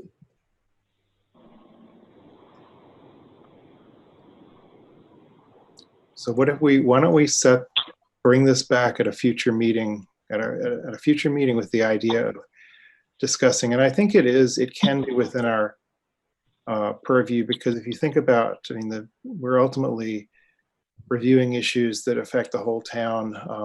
Things like the Gay Street sidewalks and technically it's not zoning, but it's something that's it's relevant to the whole town. So we talked about that, or speed limits and things. Technically it's not in the zoning, but it's something that we can talk about. It's just we may not be able to take action on it. So I think that there's enough.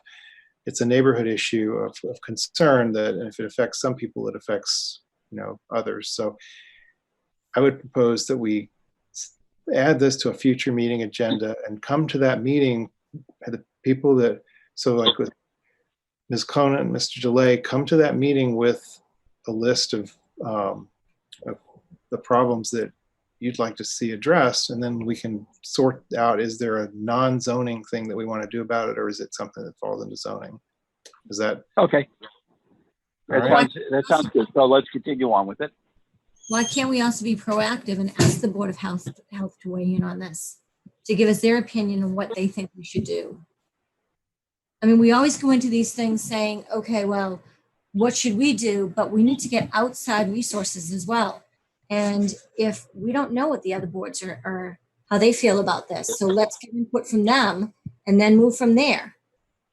Could you, could you do that? Just call up the Board of Health and come back at our next meeting and let's talk, because I think we can, yeah, we're kind of limited in these meetings because it's just us here talking and all, but if there's, just with all due respect, I mean, we're here on a Zoom because there's a pandemic. I think the Board of Health might be a little bit busy with other things than trying to solve this one, you know, in the near term.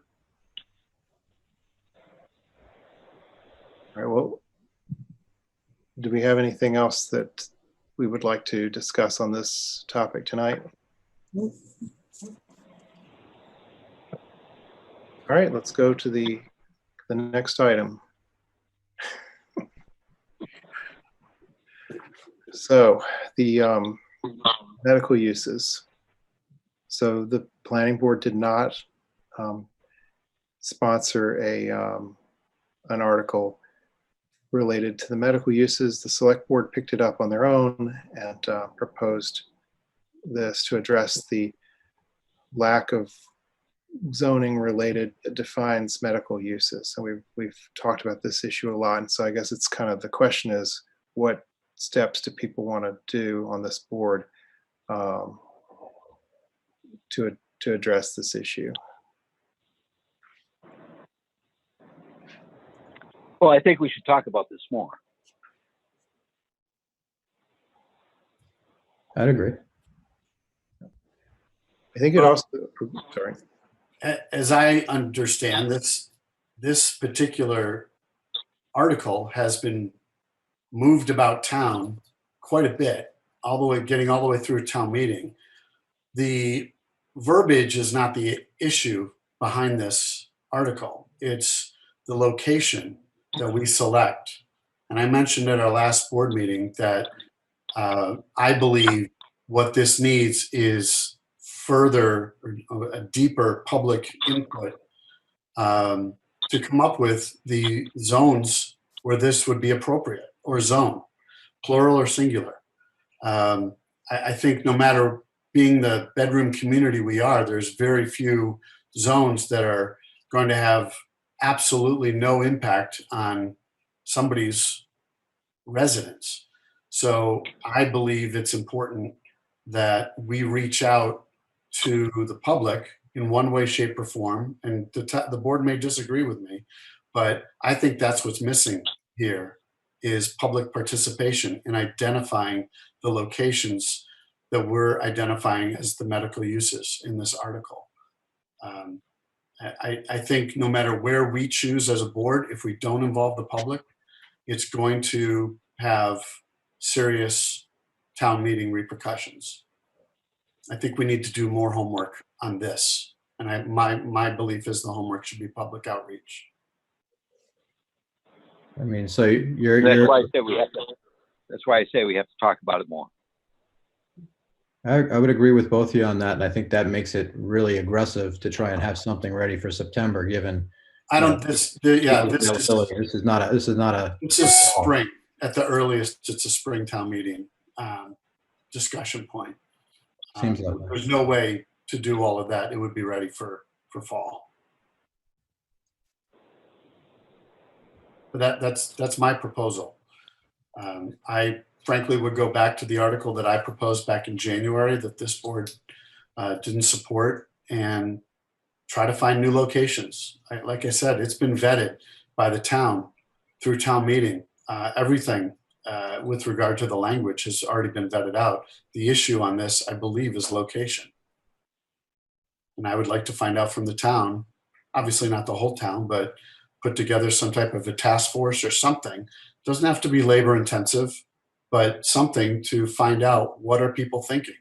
Where does something like this go? We heard from a number of people who came to our meetings that said, don't do anything, it's not a problem. And I frankly think playing the ostrich and sticking your head in the sand is not the way to zone and plan for things. But if that's the way the board wants to go, then we could go that route. But I think we need to identify the location where this needs to go. So I know there are people watching who could, if they would like to submit a question, submit something in the Q&A, we could read that. I think I would agree with everybody that it needs more discussion, but I would make a little distinction from the idea that we've got this ready to go language.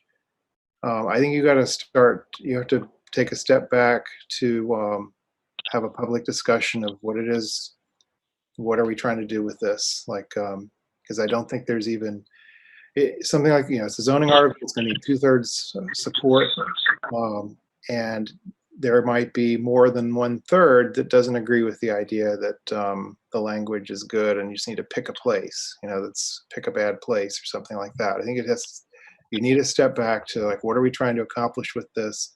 And because otherwise it feels like it isn't just ready to go. It's not like we just have to pick a place and we're good to go, because we kind of tried to do that in the past. And I think you got to start from a public discussion. And I think there was some concern that even talking about it more and more might attract this business to town. But I would say put it to a future planning board meeting where we start from reviewing the evidence that's out there, what other towns have done, what exactly is the problem that we are trying to address, and some homework from everybody to go find out what those issues are. So come to the meeting to have that discussion and kind of start fresh on this. Because it's been through the pipeline a lot, but it hasn't passed. So it's gonna. Well, it did get passed, Dave. Well, but we know it got knocked down for a procedural defect. But then the only other objection we heard was location. We didn't hear objection to language. We heard objection to location, and I'm agreeing with that. And what I'm proposing is, I really don't think we have to reinvent the wheel here. It is what it is. The language is what it is. We're talking about medical uses and all the different facets that we feel exposed to. I don't know how we can redress that to something else. Changing a few words here and there is really not going to be substantive change. But talking about where do we put this very important and very delicate issue within our town, I think is the missing component to this article. I don't know, going back and rewriting everything is going to achieve a lot, except taking a lot of time. Abby, is there any recommendation for, other methods of getting public input, to Chris's point? Because it seems like everybody here is in favor of continuing to work on this and get it to a place where we feel it will get, the support of the town. So what is the best method that we should be laying out for the next several months to be able to get that public input? You're on mute. Yes, I think you should be working on this now. The select board for the spring, they open the warrant usually in December, and then it closes in early January. So you should be working and having these discussions with the planning, at the planning board level at your public meetings. And if without any other subcommittees in the past, sometimes you've created a subcommittee to meet outside of planning board meetings.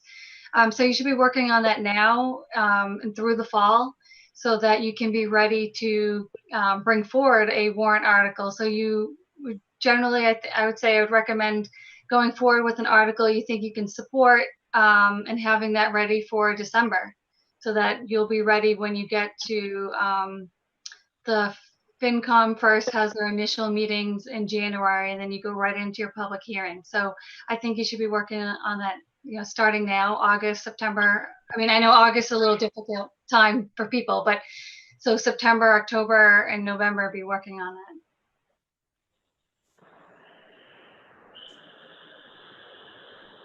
So why don't we put it on the agenda for a future planning board meeting, with the understanding that people are the board members are going to bring arguments to that meeting, and or not arguments, but like that we need to do some work outside of this. So would people be interested? Would a couple of members like to be on a subcommittee for this topic, or?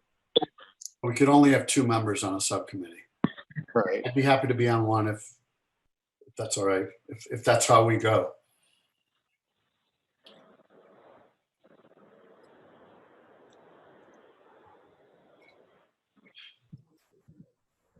Does anybody else want it?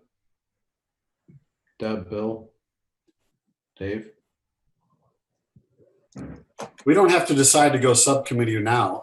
No, we can. I'm just saying if that's the route we go, I'd be happy to. I mean, I kind of took the bull by the horns back in January and tried to do this, and it didn't work. And I'm happy to try to do it again to get this thing zoned properly. Why don't we put it on the agenda for like September 8th, not August, because that's like the worst possible time. Just put an agenda item on there for September 8th and collect our thoughts on that, and advertise that we're going to have, that there's no, it's not a public hearing on the zoning article. We could also decide here that we're definitely not going to try to submit this for fall. I think there's no way we're going to submit this for fall, right? Correct. I don't think so. I don't think there's nearly enough time for that, so. Yeah.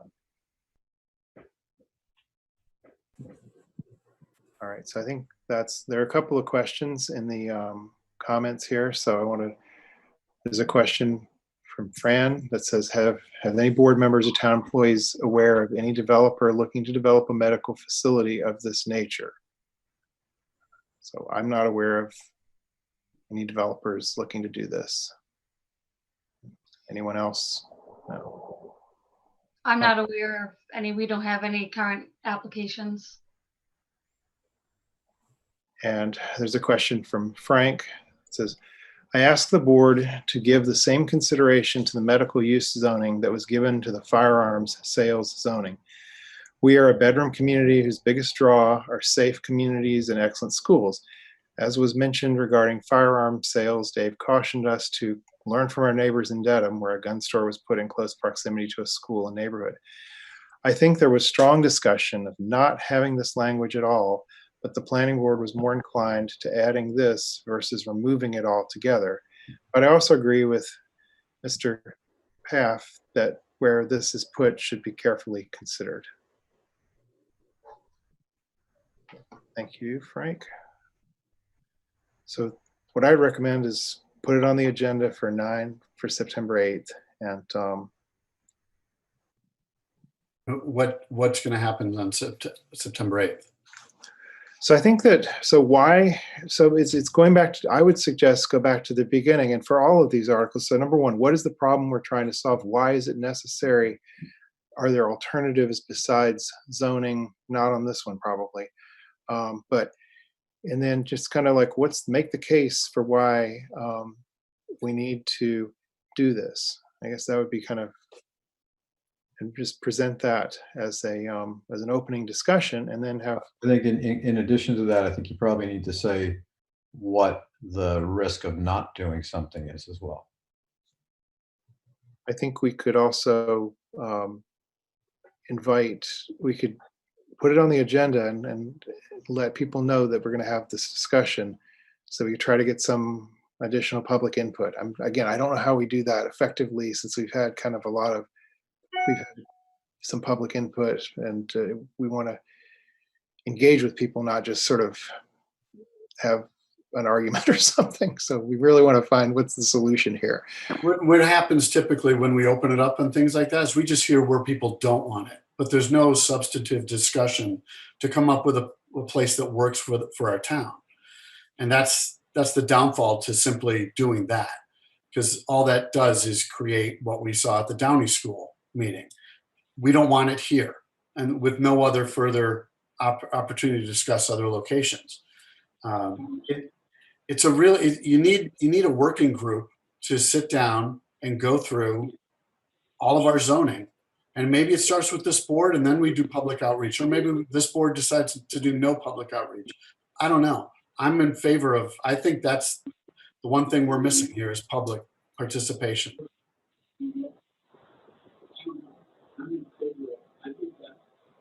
Mr. Delay, did you have any thoughts on this? I mean, I know that you wanted to do a review of all the zoning in town at some point, right?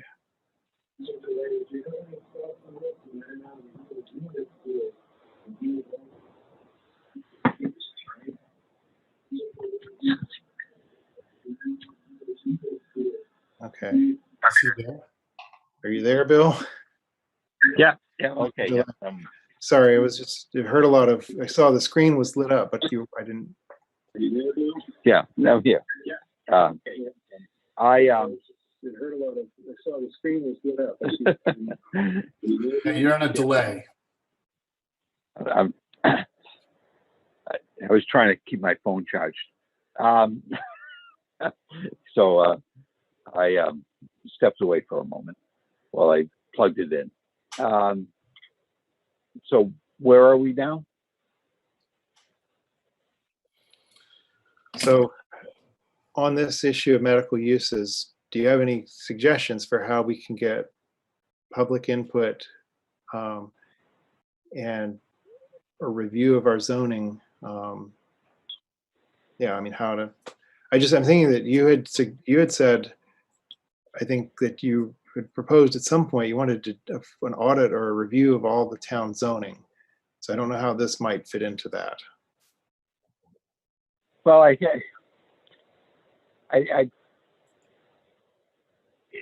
somewhere, obviously, we have to have this, but yes, I think we need to sit down and look and see where the best place maybe for this is. But and also, if you get a lot of residents' input, maybe you'll find that they may know where the best place is. All right, so let's September 8th, let's have that discussion. Let's give it,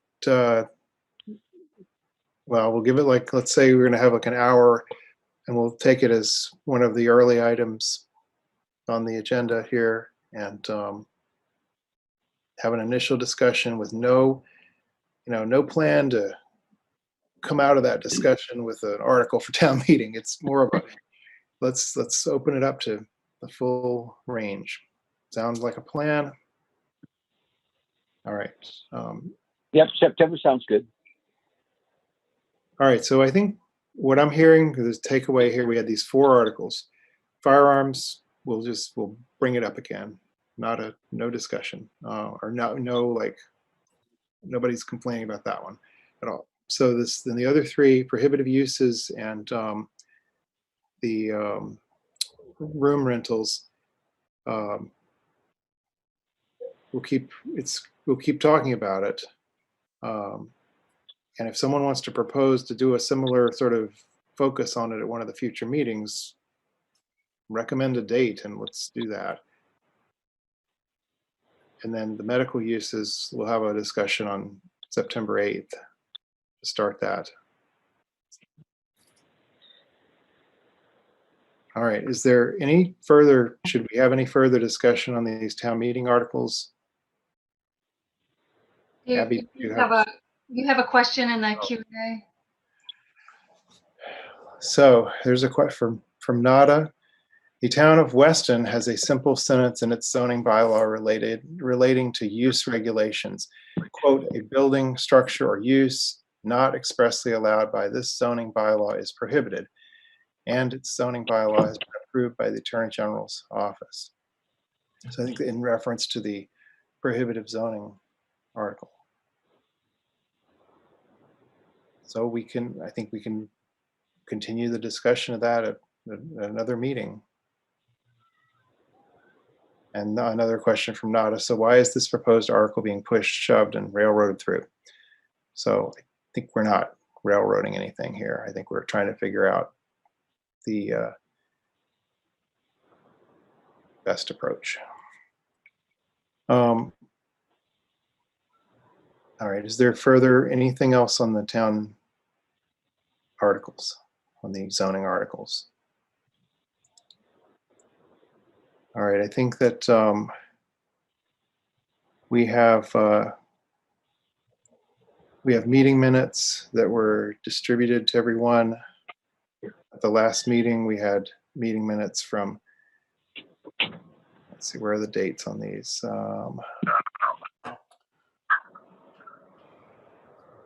You had January 28th, May 26th, and June 30th meetings, draft minutes in your packet for your review. Okay, so those first two we had for the last meeting. Let's go through those meeting minutes, starting with the January 28th Hey, meeting. Dave, I'm sorry. Yeah. Can I ask that we do the June one first? Because I really think I should recuse myself from the other two discussions, given that I wasn't on the board at that time. All right. Quite frankly, the meetings exist out on Westwood Media Center for anybody who wants to see them. So I know from my perspective, I'd like to address June and then duck out. That sounds all right. So for the June, Abby, I'm just trying to pull up the, you don't, in the memo, do you have the dates listed here? June 30th. So June 30th. Are there any additions or corrections that anyone would like to make? The only addition is I had a resident reach out to me and say that they would like to see the public comments mentioned in the minutes.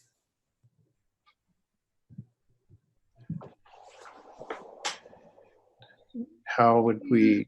I don't have those in front of me. Going forward? I'm sorry? Going forward or? No, for the June 30th. For the June 30th. We generally summarize them in the minutes. I don't think that there was a summary. I have to pull them up.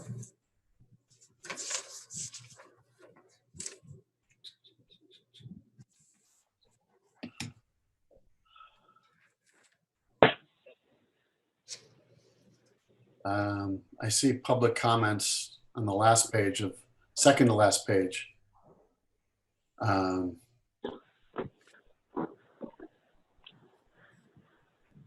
What's it say? It just, someone asked Ms. McCabe to reiterate the reorganization of the board and asked about the secretary position and commented on the board reorganization.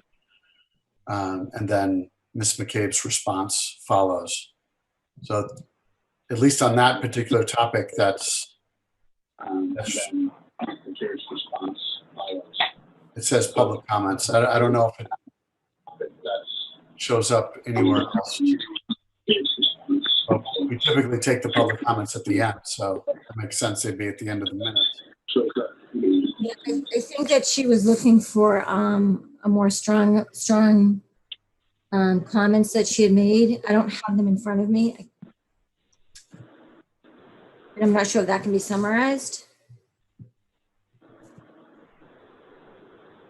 I think what I would suggest, so when we have a public hearing, we often list the residents who spoke at the public hearing, and when we have emails, we have people submit statements and all, and so that all gets into the record. But we haven't typically recorded a lot about, like, when there's just sort of the questions being asked during a meeting. I don't know. I mean, it gets to a larger question of how detailed do we want the notes, the meeting minutes to be. Some organizations would say only record the actions the board takes, like others it's a verbatim transcript. So I think for this one, it's kind of like we just have to, is there a motion to make an amendment to the notes or change the wording? And we would just have to make that motion and then work through it. So I know that when you see the minutes, so they will say that, documents and things like that, but you can't access it. So how do you access the documents or what was referenced or things like that? You can't, it's not like you have a link to access them at the bottom of the minutes if someone wanted to look at something. Abby. We do have them, we post the minutes on the website, and it's also in the kind of software system that we use for your packets, so that the minutes and the applications are on the website, and then when you're in your program where your electronic packets are, it includes the agenda, the meeting material, and the minutes. Or we could be contacted directly if you wanted the material emailed or sent to you. Are you saying the minutes on the website are the ones that have been approved, or all of them pending and approved? The minutes posted on the website are after they've been approved. Okay. But the meeting material for all of your agendas that you have in your packet, that is posted on the website prior to the meeting. So it is on the website, the agendas, the meeting material, and then after approval, the minutes are posted there as well.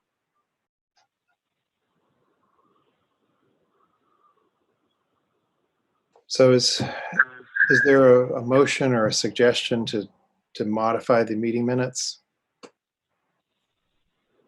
With a I think specific, that you could modify the minutes to just reflect. It doesn't have to be a word for word. It should be a summary of, you know, that I can't remember. I can't remember what she actually said, but she was unhappy or something that reflects the atmosphere versus just saying she asked a question. There was a little bit more that was said to that. And she said she wanted to make sure that that was inputted in it. So, I mean, it's obviously at the board's discretion. If it gets voted on and they don't want to do it, so be it. but I need the language. I need a specific, I don't have the language in front of me. Or why can't you just say to add, not as, I can't pronounce her last name, comments? Because I don't have them in front of me. There was a good bit of that. There was a personal attack against one of the board members that I don't think is a place for minutes.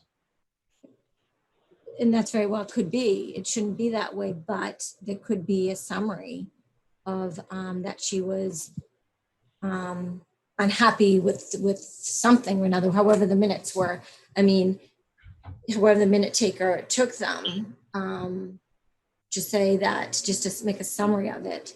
It doesn't have to be a brutal attack on someone, because that's unnecessary.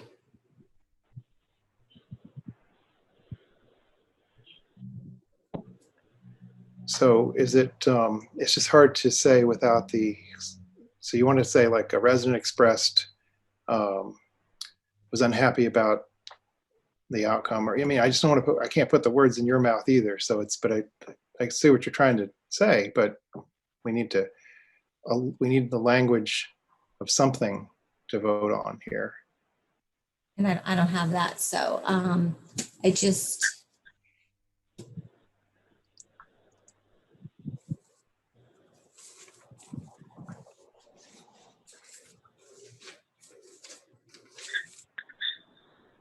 All right, why don't we just, would someone like to make a motion? In the absence of any amendments from the draft minutes for our June 30th meeting, I would make a motion that we approve the minutes as presented. I would second that. Mr. Paff made a motion to approve the minutes. Mr. Gotti made a motion to seconded the motion. Is there further discussion?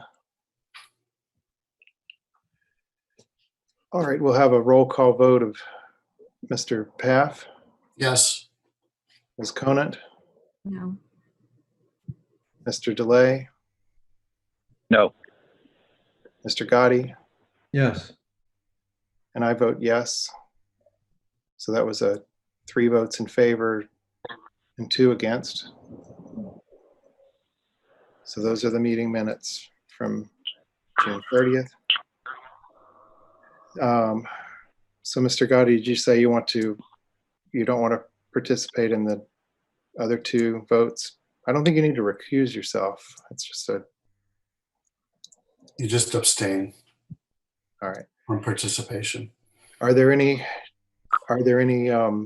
additions or changes to the May 26 minutes? So I have one on the May 26th. Mr. Path made a motion, and then withdrew it.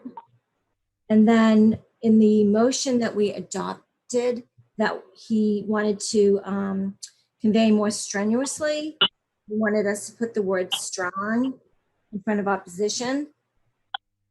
It was said that we voted to add the original comment that he withdrew verbatim, and we did not. That was withdrawn.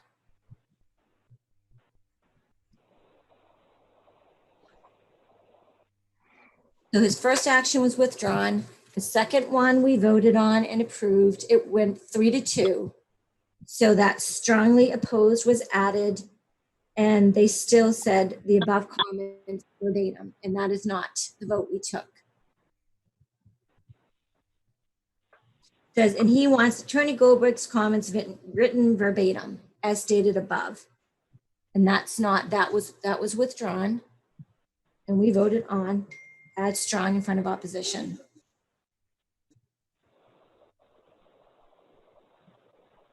So what do you want to remove part of this, or? Yes, we vote, that was removed. So what needs to be removed is, and he wants Attorney Goldberg's comments written verbatim as stated above. That motion was withdrawn. Okay, so I see where you mean. It's on page 2. Correct. I went back and watched the video 4 times to make sure that there was no confusion, and that was absolutely withdrawn.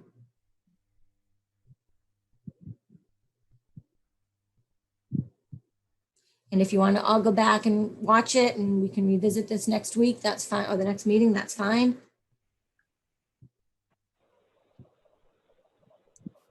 So are we talking about changing or just deleting the text here in the minutes, or kind of just how specific? What has to be removed is we did not vote. It says, and he wants Attorney Goldberg's comments written verbatim as stated above, and then add strong in front of opposition. That, and he wants Attorney Goldberg's comments written verbatim was withdrawn. That should not be in this motion.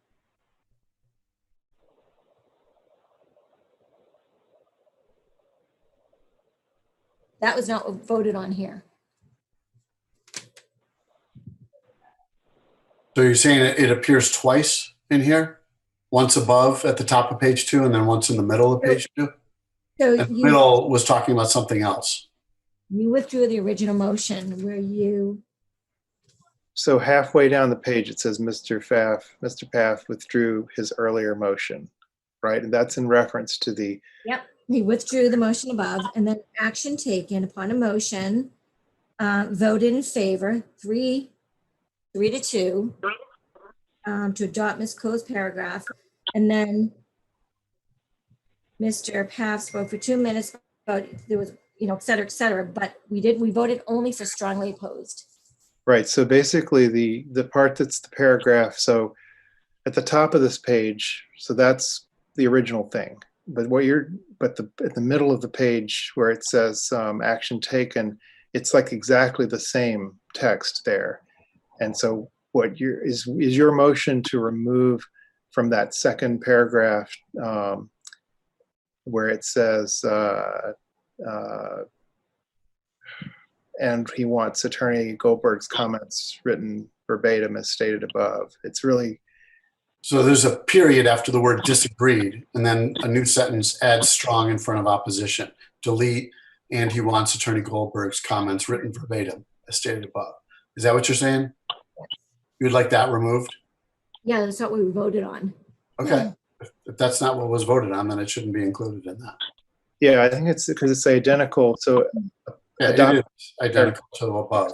It's identical. So clearly it was withdrawn, so it should be not in the second place.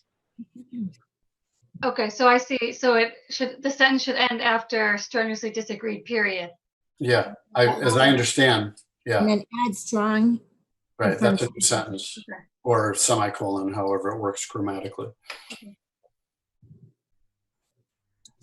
All right, so I think that's sort of an amendment to, as was just said. Does anyone object to that change? We have to make a motion on that. So what we could do is, if there are no objections, we could have a motion to simply adopt. If there are no other changes, someone could move to just adopt the minutes with this change included, or if you want to do a separate vote now, just to delete, to do that part. I mean, I don't have any further No. discussion points on this, on these minutes.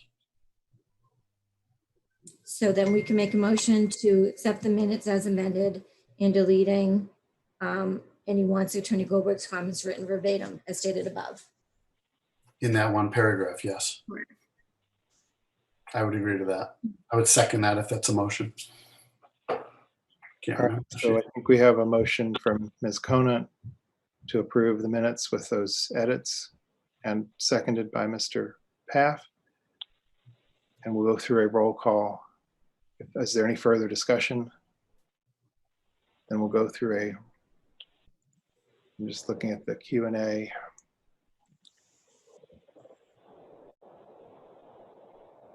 I'm gonna respond to I'm gonna raise the Q&A questions here. I have a First Amendment right to speak at a public meeting, and it's disgraceful that I was censored simply because someone may not agree with my comments. And Fran says, how can you select which minutes of meetings can be used with verbatim language and not in other meeting minutes? So those are the comments that we received on this item. We have a motion from Ms. Conant, a second by Mr. Paff. Is there any further discussion? We'll have a roll call vote. Mr. Paff? Yes. Ms. Conant? Yes. Mr. Gotti? He's not Oh, voting. right, you're abstaining. Mr. DeLay? No. And I vote yes. So the minutes are adopted by a vote of 3-1 with 1 abstention. The other set of minutes we have is from the January 28th Planning Board meeting. Are there any additions or changes to these minutes? I have a couple of questions. I'm curious as to why it took so long to get the January 25th, 8th minutes to July. It put us in significant violation in terms of the length of time we had to review these minutes. So I'm curious why it was almost 6 months. Because we didn't have a recording secretary. If you recall, this is the meeting that was called that, 48 hours in advance by the former chairman without explanation. There was many meetings at that time. You've had about 15 meetings at least since then. They were provided to you in June, and there were some strong accusations made by staff, and myself included, was called out in names. So I wanted to make sure I rewatched the tape and had detail in these minutes. So these minutes are fairly detailed. It's a summary, but it's also detailed. So you were busy with town meeting, and then we also had the outbreak of the pandemic in March. So it took a little bit longer to catch up on all those meetings. That you had several meetings. There was also the joint meetings with the FinCom preparing for town meeting. So I guess this is a question for Jessica. Jessica, when you do the minutes, are they sent out for review and editing prior to us getting the drafts? I'm sorry, Deb, say that again. When you do the minutes, are they sent out for review and edits before they're sent to us as a draft? Yes, they are. So because what I'm finding is, and we're gonna have to work on these minutes, because there's a lot of comments out of sequence that were inserted in areas of the conversation that weren't in that conversation. So it changed the whole dialogue. And that's concerning. And there were comments that were excluded that should have been included. And I have about 4 pages. And rather than go through it all tonight, I'm happy to put it in draft form. And I don't know if it can be reviewed if it's sent to you, Abby, if it can be sent out for everyone to look at, to take a look at. But it's concerning to me that, you know, a sentence was taken from one piece of a conversation and inserted somewhere else. And it's, I don't even know what to say. So I'd like to, I don't want to, it'll take, I have 4 pages of notes here. So however you want to go about this. Yep. I just want to say that Jessica did not do these minutes. I was the recording secretary at the January 28th meeting.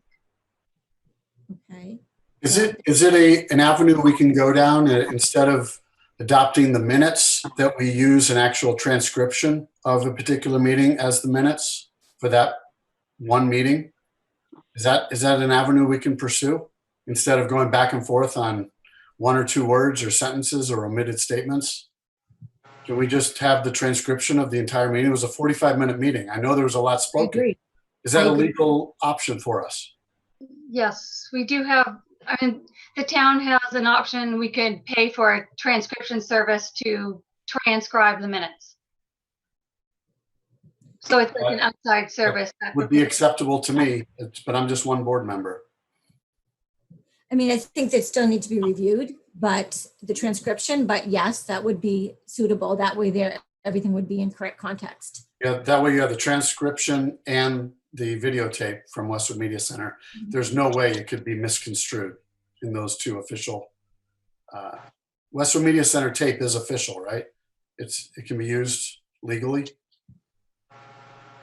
It can't be used to replace the minutes. The minutes themselves stand on their own as a recording of the meeting. But Or a transcription in this case. In this case, a transcription, and the recording can be used to form the transcription of the meeting. But the meeting minutes stand alone as the official record of your meeting once they've been approved. But if we can't come to an agreement on adopting the minutes, and if we're, say, at a 2-2 vote, then they're not adopted, right? And do we have to find another way to have a legal representation of what happened? And So the transcription would do that. A transcription can replace minutes. If the board cannot vote to agree on a transcription, which is exactly verbatim what was said at the meeting, then they don't need to. Then we will file the transcript in the place of minutes. I think It's my understanding that the minutes, if it's a 2-2 on minutes, that they keep being voted on until an approval is set. That's a legal opinion I had received, but I don't know. I like Chris's idea, because that way there's no, it's a lengthy process to go through and have to make these amendments. As Chris said, this was a 45-minute meeting and there was a lot of stuff going on. And I agree that the transcript may be the solution, but that would have to just review that transcript. If the town's willing to do it, I'm fine with that approach. Yeah, I think that we're never going to, it takes it to a neutral party, like it's just have it transcribed. And, I think it would be kind of pointless to have it transcribed and then come back and have like a lot of discussion about that. But because presumably that would be the intent, is have it transcribed and then we bring it back here, and there's, unless there's something totally missing, we probably would all agree to support that. If you want a transcript of the meeting versus a summary, then yeah, let's just, if the town will pay for it, let's just do that. Rather than going back and forth all summer, I would vote we send it to to get it transcribed. Agree. So you want to make a motion to? Good. Right, I was just going to say, so we'd have to contact the service about getting the transcription. And do you think we'd have it for August or September? Or November? Oh, I mean, it wouldn't be that long. I just don't know the availability in July and August, but we'll contact them right away. All right, well, whatever, at this point, whatever it is, it is. In the meantime, if anyone's looking for a record of the meeting, we can post the draft minutes. That's permissible. In fact, that's required. If you've failed to record and approve minutes this far into the process, then you're obligated to just post the draft minutes.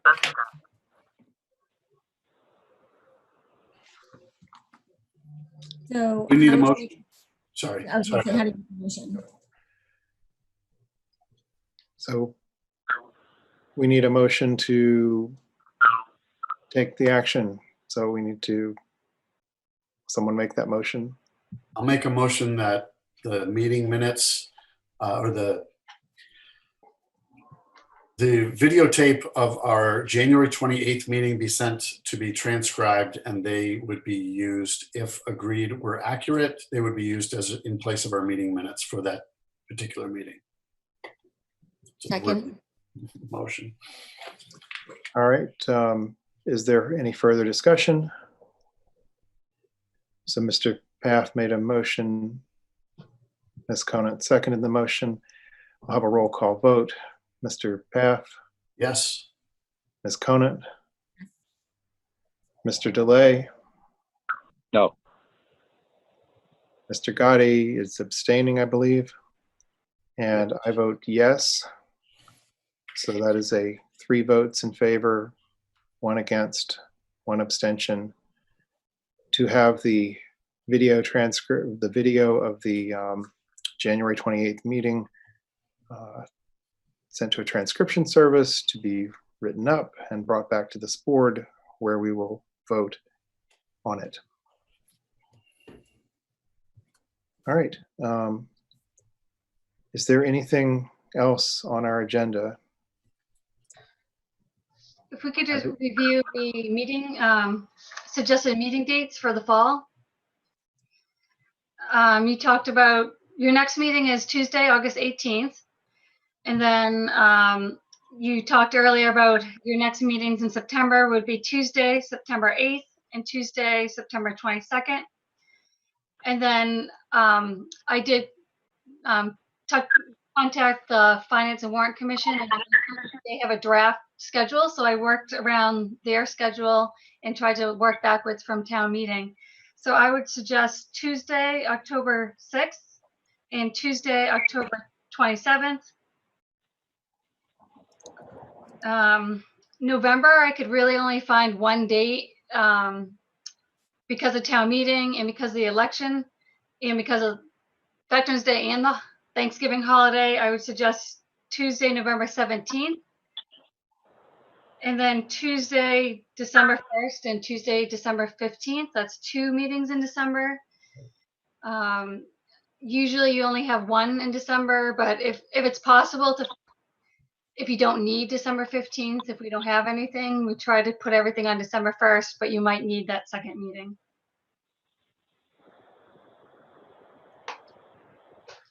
All right. Does anyone have any objection to those meeting dates?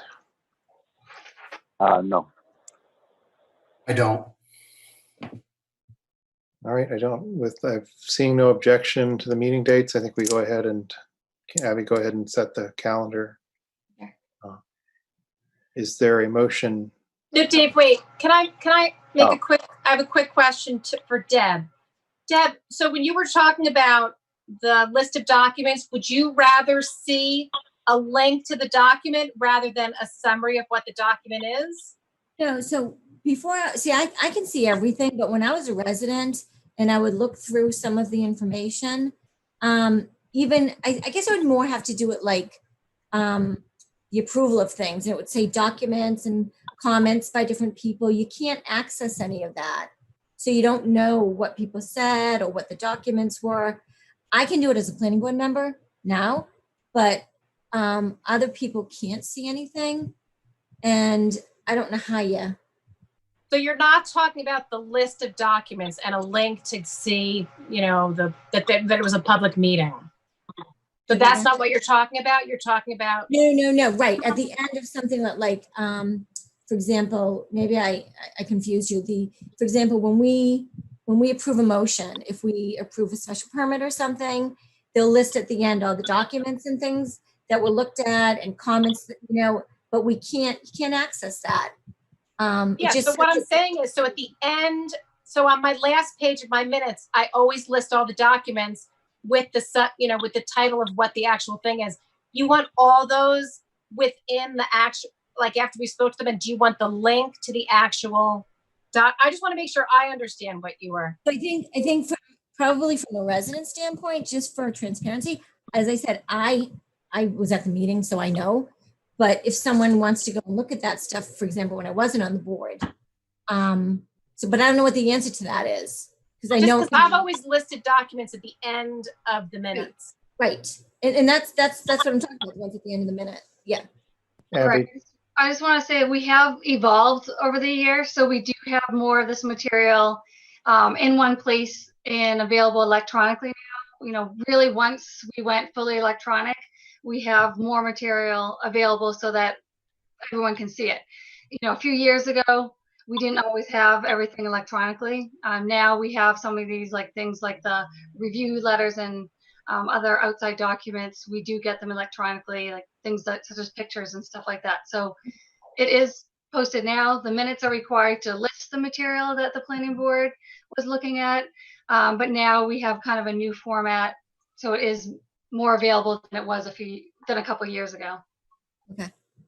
The documents have to be described, listed in a way that they can be identified years later when the minutes are pulled out and the system on which they're linked is no longer accessible. So they have to be described in the minutes. You could also add a note saying that links to the documents can be found on the planning board application website.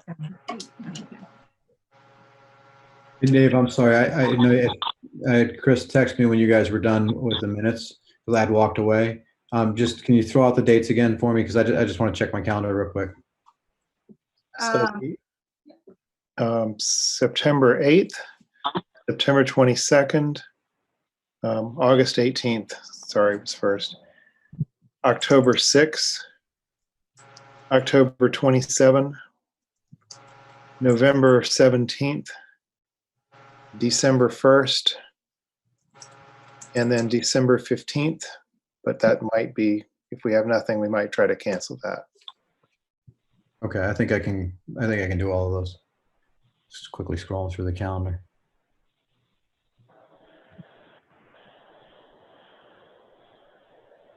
Okay, Abby?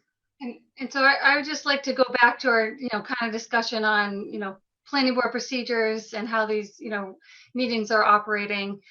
So I'd really like all planning board members, encourage you to review and prepare for the meetings in advance. And if you have any questions, please contact me in advance of the meetings. And going back to what Bill said, Bill, we've had 7 remote meetings now since the onset of the outbreak.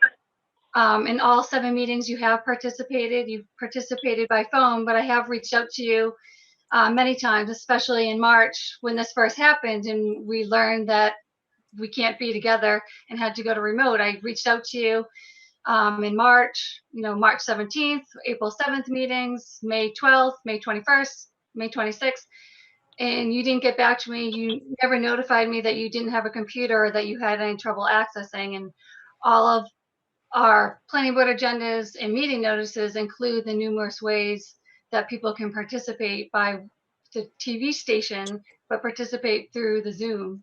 So please let me know in advance if you're having any problems. I have reached out to you several times, and I reached out to you in the fall to talk about some budget solutions, but you never got back to me and gave me any suggestions or made any effort to talk to me about what you needed. Well, I do have to say this. Over a year ago, or about a year ago, I did say that I didn't have a computer, and that I did need a computer to participate in the meetings. And you did eventually bring to the table not a computer, but what the kids bring home for high school. So you're aware of my particular situation over a year ago. So you can't plead ignorance at this particular point, if that's what you're saying. Now, I think no one, Bill, let's just, if you have a laptop, I'm not done. So if you want to run over me, go right ahead. But so going forward, yes, I would like to have a computer to go ahead. Now,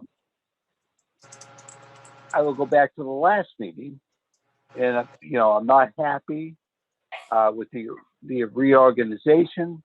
I feel that 3 members looks like it's kind of obvious because you might have met before because you kept a woman from being chair, and she was next in line. You know, there's a lot of things that are going on here, but and I know you disagree with me, a couple of you people, but I think Debbie should be chair. I think Dave has been chair before. I believe that Chris has been chair before. It was her turn. You should have given it to her. Shame on you guys. That's all I have to say. All right, well, thanks, Bill, and we'll get you set up for the next meeting, and I think it's just, let's move forward. And yeah, particularly because, I mean, out of all of you, I won by a huge amount, so I represent a big portion of Westwood. And we you guys all are- represent the whole town of Westwood, and frankly, how many We votes we got? do, we actually Bill, it's- do. But when it It's comes really down to bad election- form to talk about votes. It's really not the place. We're all Well, representatives it is of our town it's the people. only place. It's the only place. No, This is it's so bad to bring it up like that. It's so beneath this So board. to that's talk your about. opinion. That's your opinion. That's an opinion. That's not fact. Oh, God. Would someone like to make a motion? To adjourn? Is that a motion? I'll make a motion to adjourn this meeting. Second that. There's a motion from Mr. Paff, second from Mr. Gotti to adjourn. We'll have a roll call vote. Mr. Paff, Yes. Ms. Conant? Is that yes or no? I'm sorry. Yes. Yes. Mr. DeLay? No. Mr. Gotti? Yes. And I vote yes. The vote is 4-1 to adjourn. The meeting is adjourned.